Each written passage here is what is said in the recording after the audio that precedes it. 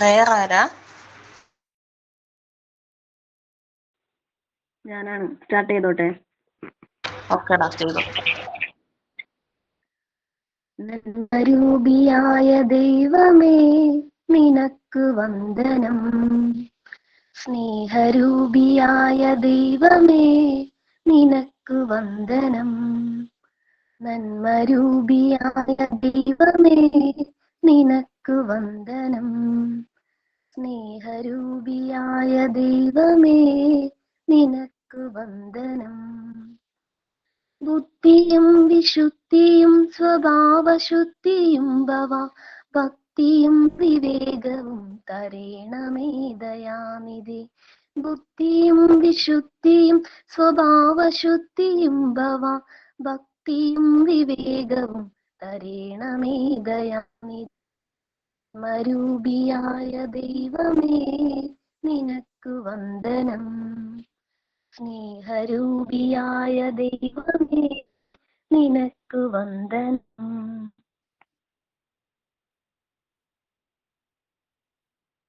Thought of the day.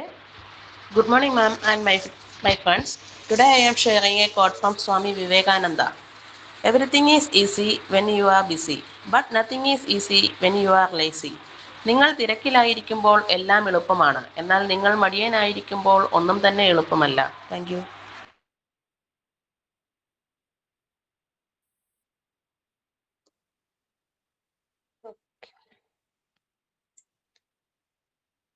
കേൾക്കുന്നുണ്ടോ പറയുന്നേ? കേൾക്കാം മേഘന. കേൾക്കുന്നുണ്ട്. Okay. Good morning, friends, and good morning, my dear ma'am. Hello, ma'am. Hello, friends. Let's make this class full of smiles and ideas with a small, funny rhymes. Okay. Good morning, ma'am. Don't worry, we are all awake. Though some of us still dreams of chocolate cake. Hello, ma'am. Hello, friends. We promise today no sleepy hands. Only learning, fun and cheer. Let's rock this class all year. Books are ready, pens are too. Ma'am, we are waiting just for you. Be careful, friends. Don't yawn in class, or ma'am will catch you really fast. Thank you, ma'am.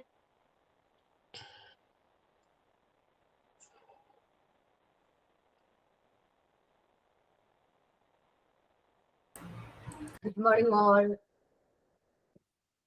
Good morning, Good ma'am. morning, ma'am. Good morning, ma'am. Good morning. Good morning, ma'am. Last class നമ്മൾ discuss ചെയ്തുകൊണ്ടിരുന്ന chapter എന്ന് പറയുന്നത് normalisation and deviation ആണ് അല്ലെ? Deviation നമ്മൾ എവിടെ വരെ ആയിരുന്നു പറയാമോ? ഡീവിയേഷൻ അല്ലേ ഡിസ്കസ് ചെയ്തുകൊണ്ടിരുന്നത്?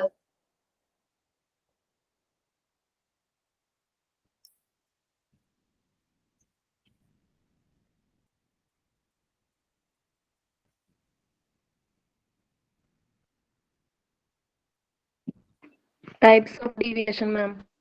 Start ചെയ്യാമോ? ടൈപ്സ് ഓഫ് ഡീവിയേഷൻ നമ്മൾ സ്റ്റാർട്ട് ചെയ്യാൻ പോവാണ്. ഡീവിയേഷൻ ജസ്റ്റ് ഒന്ന് പറഞ്ഞു തോന്നുന്നുണ്ട് അല്ലെ? ഇതൊക്കെ ഒന്നും കൂടി നമുക്ക് നോക്കാം. ടൈപ്സ് ഓഫ് ഡീവിയേഷൻ മാം ഒന്ന് പറഞ്ഞു തന്നതാ. അത് നമ്മുടെ നോർമലൈസ്ഡ് വരെ പറഞ്ഞു തന്നായിരുന്നു. ആണോ? ഓക്കെ, കുഴപ്പമില്ല. കാരണം ഡീവിയേഷൻ കണ്ടിന്യൂഷൻ ഇടണ്ടേ? ടൈപ്സ് ഓഫ് ഡീവിയേഷൻ മുതൽ പറയാം. കുഴപ്പമില്ല. അപ്പൊ നമ്മൾ ടൈപ്സ് ഓഫ് ഡീവിയേഷൻ ആണ് നോക്കുന്നത്. Sum of deviation Montessori describes are seen in different forms in different types. നമ്മൾ ലാസ്റ്റ് ക്ലാസ്സിൽ നോക്കി ഡിഫറെന്റ് ടൈപ്സ് ഓഫ് ഡീവിയേഷൻസ് ഏതെല്ലാമായിരുന്നു. നോട്ടി, വീക്ക്, ബ്രൈറ്റ് ചിൽഡ്രൻസിനെ കുറിച്ചിട്ട് നല്ല രീതിയിൽ നമ്മൾ നോക്കിയിട്ടുണ്ടായിരുന്നു. ഒന്നിൽ നിന്ന് എന്താണ് അൺഫെയർ, സെപ്പറേറ്റ് ആണ്, ഡിഫറൻസ് ഉണ്ട് നമുക്ക് ശ്രദ്ധിച്ചപ്പോൾ. Childrens with deviated character become quiet in prepared environment. നമ്മൾ ഈ ഡീവിയേറ്റഡ് ആയിട്ടുള്ള കുട്ടികൾ നമ്മളുടെ മോണ്ടിസോറി എൻവയോൺമെന്റിലേക്ക് വരുമ്പോൾ ക്വൈറ്റ് ആയിരിക്കും, സൈലൻസ് ആയിരിക്കും. Since they starting working on practical material. എപ്പോൾ മുതലാണ് അവർ സൈലന്റ് ആവുന്നത്? അവർ പ്രാക്ടിക്കൽ മെറ്റീരിയൽ യൂസ് ചെയ്ത് എപ്പോൾ മുതലാണോ വർക്ക് ചെയ്യാൻ സ്റ്റാർട്ട് ചെയ്യുന്നത് അപ്പോൾ മുതൽ അവർ എന്ത് ചെയ്തു? സൈലന്റ് ആയിട്ട് മാറും. Children attain control over their movements and they attain power over themselves. അപ്പോൾ കുട്ടികളെ വർക്ക് ചെയ്യാൻ സ്റ്റാർട്ട് ചെയ്ത് കഴിയുമ്പോൾ അവർക്ക് അവരുടെ ഹാൻഡ് മൂവ്മെന്റ്സും കാര്യങ്ങളൊക്കെ നല്ല രീതിയിൽ എന്ത് ചെയ്യാൻ പറ്റും, കൺട്രോൾ ചെയ്യാനായിട്ട് പറ്റും. പ്രോപ്പർ ആയിട്ട് അവർക്ക് അവരുടെ മൂവ്മെന്റ്സും കാര്യങ്ങളും എന്ത് ചെയ്യാൻ പറ്റും, കൺട്രോൾ ചെയ്യാനായിട്ട് പറ്റും.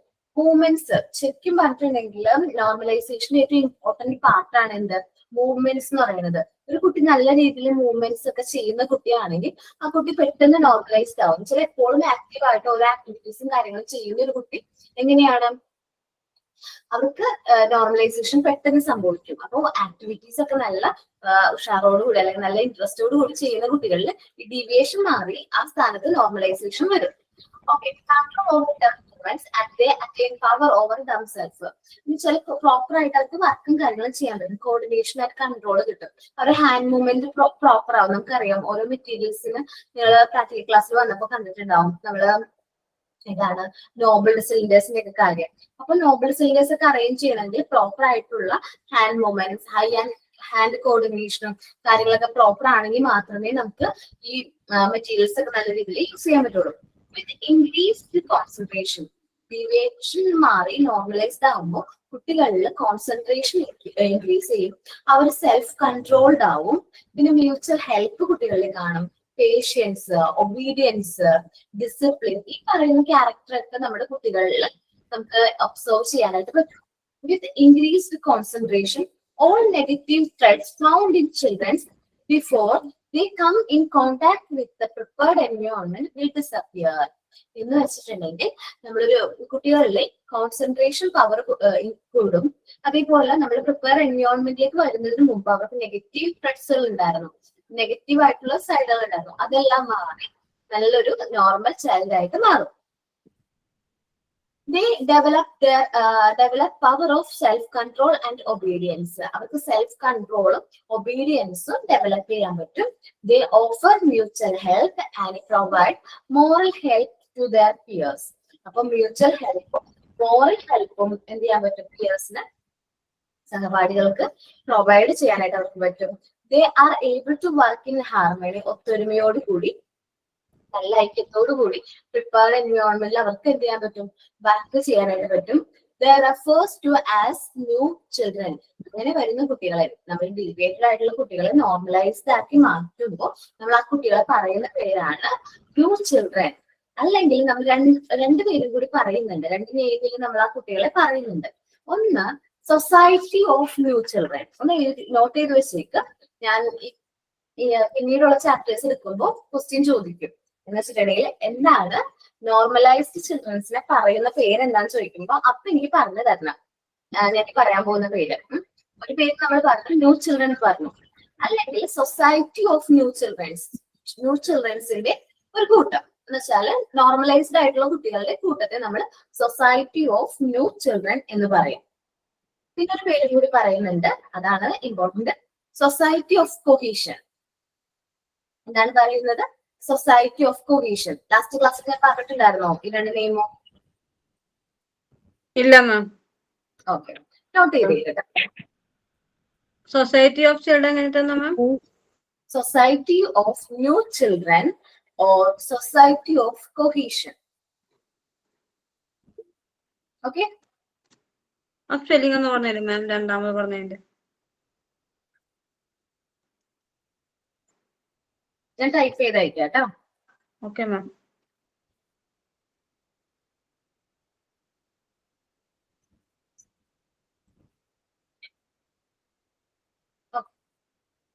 അത് നമ്മള് നോർമലൈസ്ഡ് നോർമലൈസ്ഡ് ചൈൽഡ് നമ്മൾ പറയുന്ന പേരാണ് new children.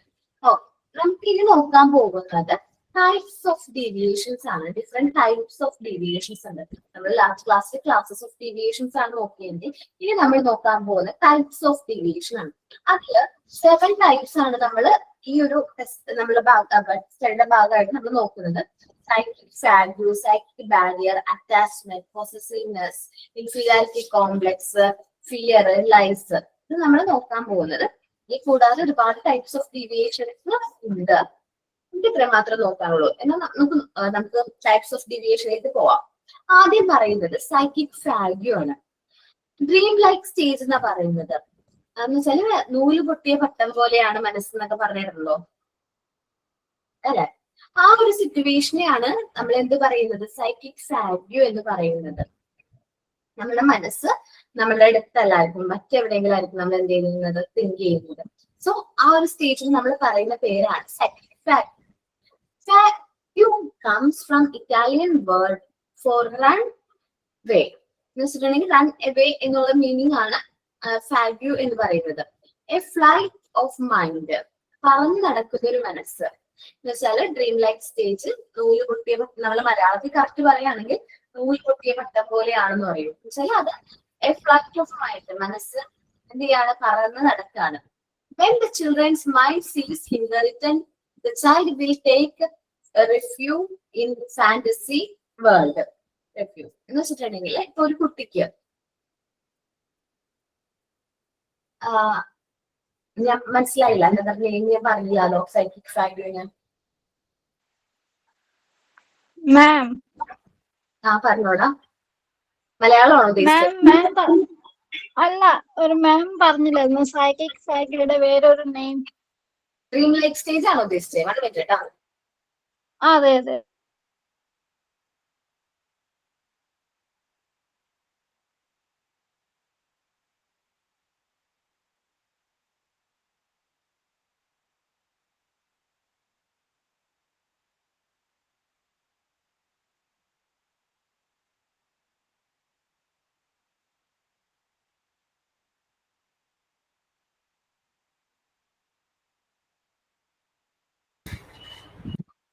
Dream like stage ആണോ മോൻ ഉദ്ദേശിച്ചത്? അല്ലെ, okay, sorry. Dream like stage, മനസ്സ് എന്താ പറയാ, നൂല് പൊട്ടിയ പട്ടം പോലെ, മലയാളത്തിൽ പറയുകയാണെങ്കിൽ അങ്ങനെ നൂല് പൊട്ടിയ പട്ടം പോലെ ആയിരിക്കും എന്റെ മനസ്സെന്ന് പറയുന്നത്.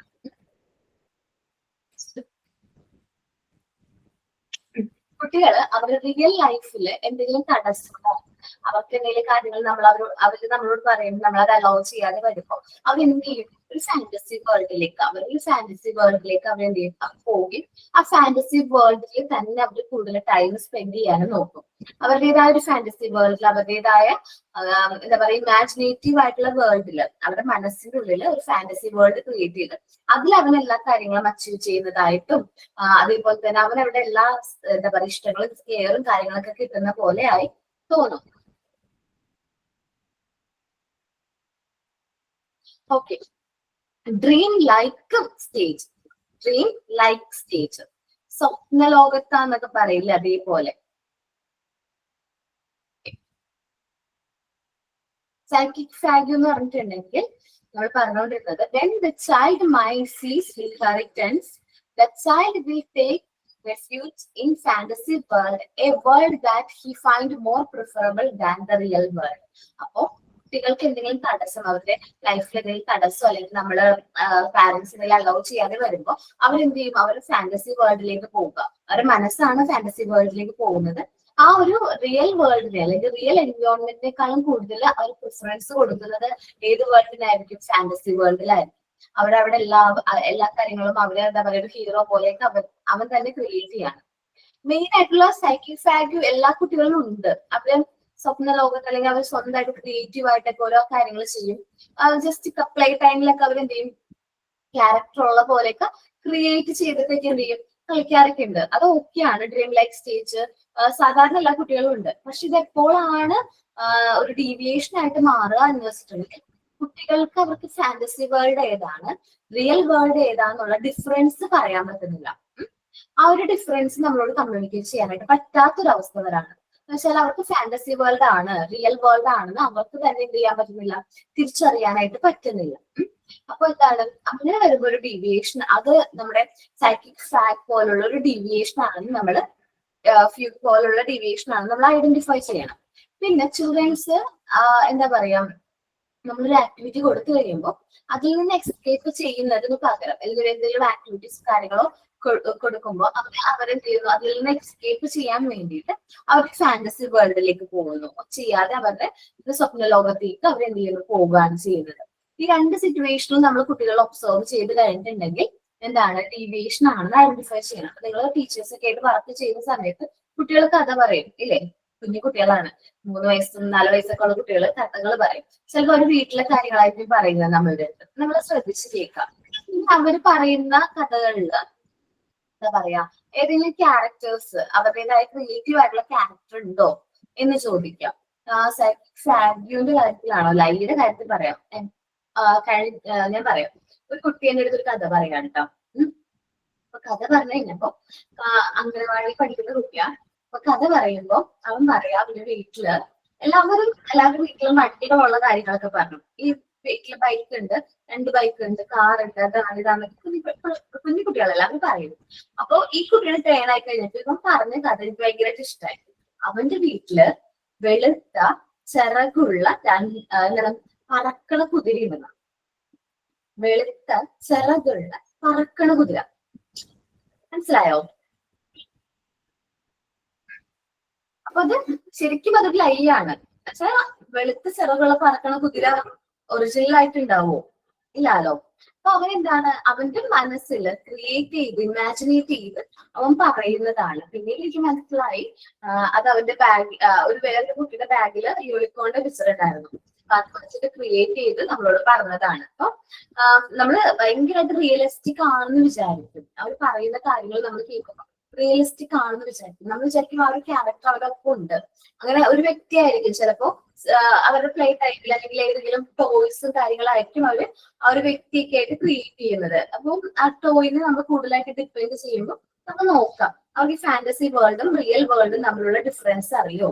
അത് ടോയ് ആണ്. നമ്മളിപ്പോ കൂടുതലായിട്ട് അവർക്ക് ചില കുട്ടികളുടെ പേരൊക്കെ കൊടുത്ത് ആ ടോയ് എപ്പോഴും കൂടുതൽ സ്പെൻഡ് ചെയ്യും. കൂടുതൽ ടൈം ആ ടോയുടെ ഒപ്പം സ്പെൻഡ് ചെയ്യും.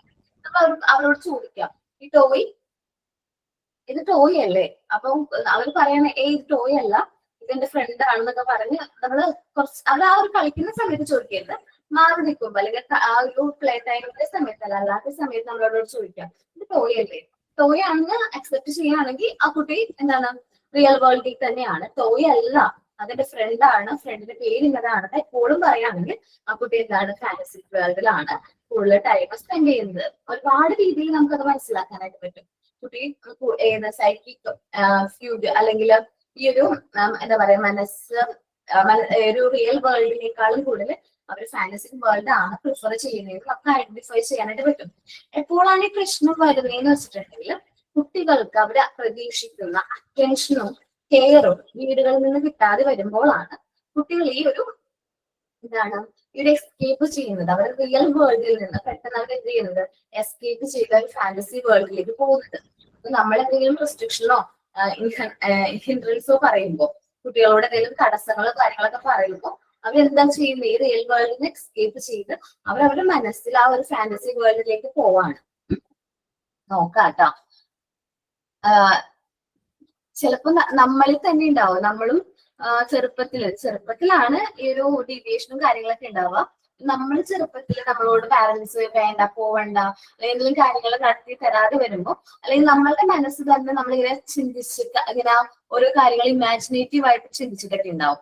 കൂടുതൽ സമയവും ആ ഒരു ഇമാജിനേറ്റീവ് വേൾഡിൽ തന്നെ സ്പെൻഡ് ചെയ്യാൻ ഇഷ്ടപ്പെടുകയാണെങ്കിൽ അതൊരു ടൈപ്പ് ഓഫ് ഡീവിയേഷൻ ആയിരുന്നു എന്ന് മനസ്സിലാക്കാം. നമുക്കൊന്ന് നോക്കാം എന്താണ് സൈക്കിക് ഫ്യൂഗ് എന്നുള്ളത്. എന്റെ മോൾ അങ്ങനെയായിരുന്നു മാം. മെർമെയ്ഡ് എന്നുള്ള സംഭവം ഉണ്ട് എന്നാണ് അവളെ വിചാരം ചെറുതില്. ഇപ്പൊ മനസ്സിലായി ഇല്ല എന്നുള്ളത്. അപ്പം നാട്ടിൽ പോകുമ്പോ വല്ലപ്പോഴും അല്ലേ ബീച്ചിൽ പോകും. അപ്പൊ ബീച്ചിൽ പോകുമ്പോൾ ചോദിക്കും, അമ്മ മെർമെയ്ഡിന്റെ ഹൗസ് എവിടെയാ? സീന്റെ അണ്ടറിൽ മെർമെയ്ഡിന്റെ ഹൗസ് ഉണ്ടാവുമല്ലോ. എത്ര പറഞ്ഞിട്ടും അത് ആക്സെപ്റ്റ് ചെയ്യുന്നില്ല. അങ്ങനെ ഇല്ല മാവേ, അത് ഇമാജിനേഷൻ ആണെന്ന് പറയും. ഇപ്പൊ അറിയാ അങ്ങനെ. ഇപ്പൊ എത്ര വയസ്സായി? 4 വയസ്സ്. ഇപ്പൊ 7 വയസ്സായി മാം. ചെറുതിലാ ചോദിക്കുന്നത്. ചെറുതിലാണ്. ഓക്കേടാ. അത് അവരുടെ ഇമാജിനേറ്റീവ് ആയിട്ട് അവരുടെ മനസ്സിലത് അങ്ങനെ വന്നിരിക്കുന്നതാണ്.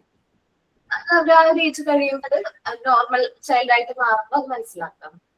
പക്ഷെ ഇപ്പോഴും അങ്ങനെ വിശ്വസിക്കുന്നവരുണ്ട് കേട്ടോ. ഒരു എന്താ പറയാ ഇമാജിനേറ്റീവ് അല്ലെങ്കിൽ ഫാന്റസി തന്നെ വിശ്വസിക്കുന്ന കുറെ കുട്ടികളുണ്ട്. നമുക്ക് നോക്കാം.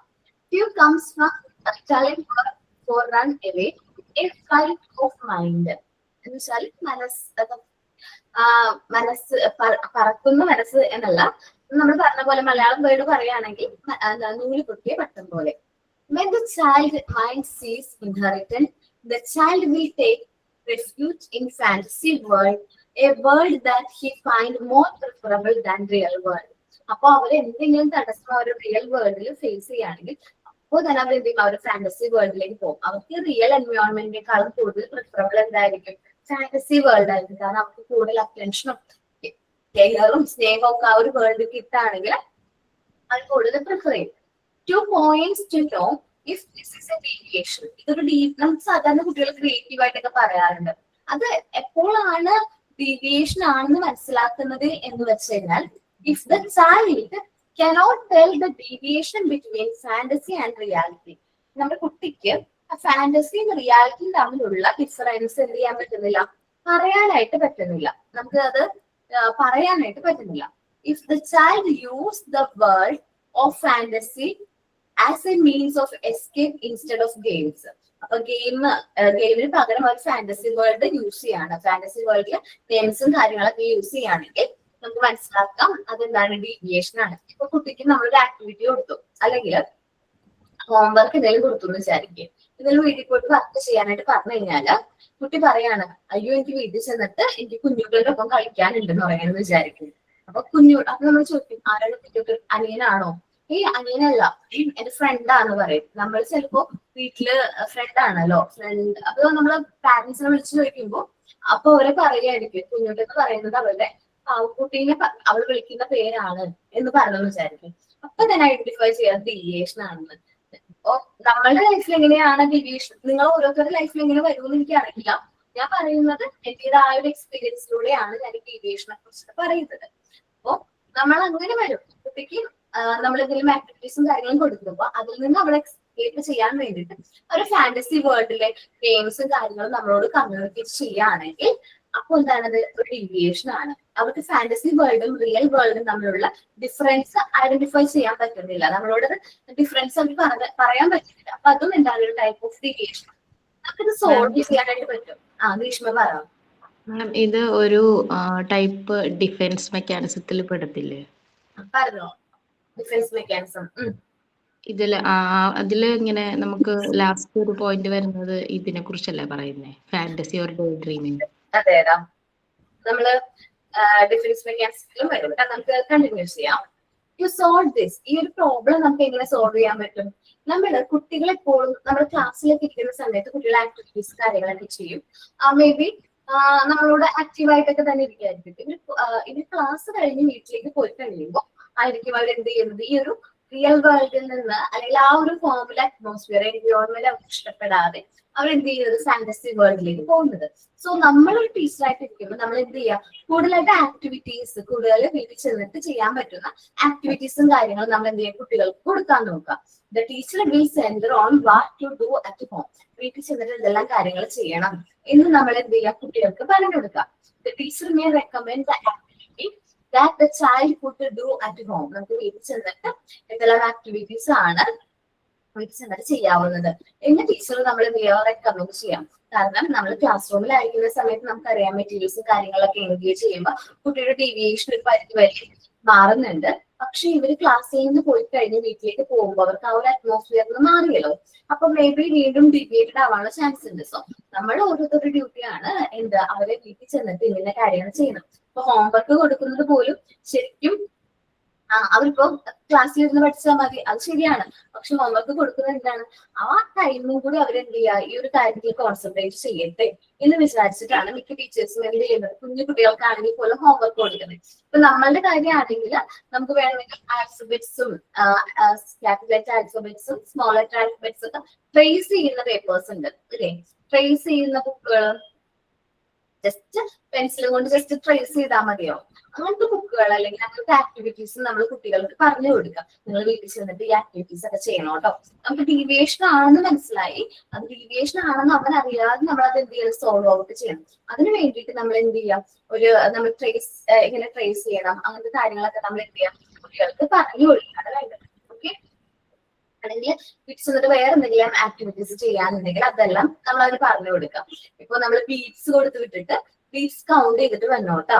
അല്ലെങ്കിൽ വീട്ടില് ഇപ്പൊ നമ്മളുടെ കുട്ടികൾക്കാണ് ഈ ഡീവിയേഷൻ എങ്കിൽ നമ്മുടെ കയ്യിൽ ഡിഫറെന്റ് ടൈപ്സ് ഓഫ് മെറ്റീരിയൽസ് നിങ്ങൾ ഓരോരുത്തരും പ്രിപ്പയർ ചെയ്തിട്ടുണ്ടാവും. ആ മെറ്റീരിയൽസും കാര്യങ്ങളും ഇപ്പൊ ക്ലാസ് കഴിഞ്ഞ് വന്നിട്ട് നമ്മൾ എന്ത് ചെയ്യും, നമ്മുടെ കുട്ടികൾക്ക് ഇൻട്രൊഡ്യൂസ് ചെയ്യാം. ഒരു 3 to 4 years ഇപ്പൊ നേഴ്സറി മുതലുള്ള കുട്ടികൾ ഉണ്ടെങ്കിൽ അവർക്ക് നമുക്ക് എന്ത് ചെയ്യാം, നമ്മുടെ മെറ്റീരിയൽസ് ഇൻട്രൊഡ്യൂസ് ചെയ്യാൻ പറ്റും. അത് നമ്മൾ കുറച്ചുകൂടി കെയർഫുൾ ആയിരിക്കണം. അവരെ നമുക്ക് കോൺസെൻട്രേറ്റ് ചെയ്യാൻ പറ്റുമെങ്കിൽ മാത്രം നമ്മളത് കൊടുക്കാം. സാൻഡ് പേപ്പർ ആൽഫബറ്റ്സ് ഒക്കെ നമ്മൾ അവർക്ക് കൊടുക്കാം. ആ സാൻഡ് പേപ്പർ ആൽഫബറ്റ്സിലൂടെ അവരെ ട്രേസ് ചെയ്യുന്നുണ്ടോ, അവരെ ഹാൻഡ് മൂവ്മെന്റ്സ്, ഹാൻഡ് ട്രേസ് ചെയ്യാൻ പറ്റുന്നുണ്ടോ എന്നൊക്കെ നമ്മൾ പറഞ്ഞു കൊടുക്കുക. ഇങ്ങനെ ട്രേസ് ചെയ്യണോ കേട്ടാ. ഞാൻ എന്റെ മോക്ക് ഞാൻ ഈ സാൻഡ് പേപ്പർ ആൽഫബറ്റ്സ് ചെയ്തിട്ടില്ല, പക്ഷെ വാങ്ങിച്ചു. കട്ട് ചെയ്ത് ചെയ്യാനായിട്ടുള്ള ടൈം ഇല്ലാത്തതുകൊണ്ട് ഞാൻ വാങ്ങിച്ചിട്ടുണ്ടായിരുന്നു. അവർക്ക് ഞാൻ ട്രേസ് ചെയ്യാൻ കൊടുത്തു. ആദ്യ സമയങ്ങളിൽ ട്രേസ് ചെയ്യാനായിട്ട് എഴുതുന്നതിനേക്കാൾക്ക് മുമ്പ് തന്നെ ട്രേസ് ചെയ്യാൻ കൊടുക്കുമായിരുന്നു. അപ്പൊ അവളിങ്ങനെ ടച്ച് ചെയ്ത് ട്രേസ് ചെയ്യും. അത് കഴിഞ്ഞ് ഫ്ലാഷ് കാർഡ് ഒക്കെ ഇൻട്രൊഡ്യൂസ് ചെയ്യുമ്പോഴും അവളത് ട്രേസ് ചെയ്യാണ്. ജസ്റ്റ് ആ ഒരു ഫിംഗർ യൂസ് ചെയ്തിട്ട് ട്രേസ് ചെയ്യാണ്. ഞാൻ അലോ ചെയ്തു. കാരണം കൂടുതൽ സമയം ഈ ഡീവിയേഷൻ ഇപ്പോഴത്തെ കുട്ടികൾക്ക് ഇങ്ങനത്തെ ടൈപ്പ് ഓഫ് ഡീവിയേഷൻ കുറവാണെന്ന് തോന്നുന്നുണ്ട്. അവർ ഫുള്ളും ഡീവിയേറ്റ് ചെയ്യുന്നത് ഫോണിലേക്കാണ് അല്ലെ, മൊബൈൽ ഫോണിലേക്കല്ലേ അവർ ഡീവിയേറ്റ് ചെയ്യുന്നത്. നമ്മൾ മെറ്റീരിയൽസും കാര്യങ്ങളും ഇൻട്രൊഡ്യൂസ് ചെയ്യാനായിട്ട് ഒരു പരിധി വരെ നമുക്ക് കുട്ടികളെ ഈ മൊബൈൽ ഫോൺ പോലുള്ള മറ്റ് ഡീവിയേഷൻസിൽ നിന്നും അവരെ എന്ത് ചെയ്യാൻ പറ്റും, ഓവർകം ചെയ്യാനായിട്ട് പറ്റും. പിന്നെ നമ്മൾ ചില കാർട്ടൂൺ കഥകൾ, കാർട്ടൂണിലൊക്കെ കാണുന്ന ആൾക്കാരെ പോലെ അവർ സംസാരിക്കും. അപ്പോൾ അതും ഒരു ടൈപ്പ് ഓഫ് ഡീവിയേഷൻ ആണ്. അതും നമ്മൾ മനസ്സിലാക്കണം, അത് ഐഡന്റിഫൈ ചെയ്യണം. മേ ബി അതിലെ ഹീറോയും അവരാണെന്നുള്ള രീതിയിലായിരിക്കും അവർ നമ്മളോട് സംസാരിക്കുന്നത്. പിന്നീട് അവരത് റിപ്പീറ്റ് ചെയ്യുകയാണെങ്കിൽ നമുക്കത് ഐഡന്റിഫൈ ചെയ്യാൻ പറ്റുന്നില്ല. ഫാന്റസി വേൾഡ് റിയൽ വേൾഡ് തമ്മിൽ അവരെ ഡിഫറൻഷിയേറ്റ് ചെയ്യാൻ പറ്റുന്നില്ല. അത് നമ്മൾ നേരത്തെ പറഞ്ഞിട്ടുണ്ട്. കാർട്ടൂൺസ് കാണാനുള്ള ടെൻഡൻസി ആണെങ്കിലോ എപ്പോഴും താഴെയുള്ള ആളെ കാർട്ടൂൺ എപ്പോഴും വെച്ച് കാണണം എന്നുള്ള ടെൻഡൻസി, റിമോട്ട് തലേരെടുത്ത് ആർക്കും ടിവിയിലെ അത് നമുക്കൊരു പരിധി വരെ ഇങ്ങനെ കുറച്ച് കൊണ്ടുവരാം. ഒറ്റയടിക്ക് കാർട്ടൂൺ കാണിക്കാതിരിക്കൽ, കുറച്ച് ടൈം അവൻ കാർട്ടൂൺ കണ്ടിട്ട് പിന്നെ നമ്മൾ ഓഫ് ചെയ്ത് അവനെ എന്തെങ്കിലും ആക്ടിവിറ്റീസും കാര്യങ്ങളും എൻഗേജ് ചെയ്യിപ്പിക്കാം. മനസ്സിലായോ? ഇപ്പൊ വാശി ആ സമയത്ത് കാർട്ടൂൺ വെച്ച് കൊടുക്കും. ഇത് എന്ത് ചെയ്യാന്ന് വെച്ചിട്ടുണ്ടെങ്കിൽ ബ്ലോഗ്സോ കാര്യങ്ങളോ ഉണ്ടെങ്കിൽ വീട്ടില് നമ്മള് ഈ ബ്ലോഗ്സുകളൊക്കെ ഉണ്ടാവില്ലേ, ബ്ലോഗ്സ് വെച്ച് പ്ലേ ചെയ്യുന്ന സംഭവങ്ങള് മാം അതൊക്കെ കൊടുക്കും. കുറച്ചു നേരം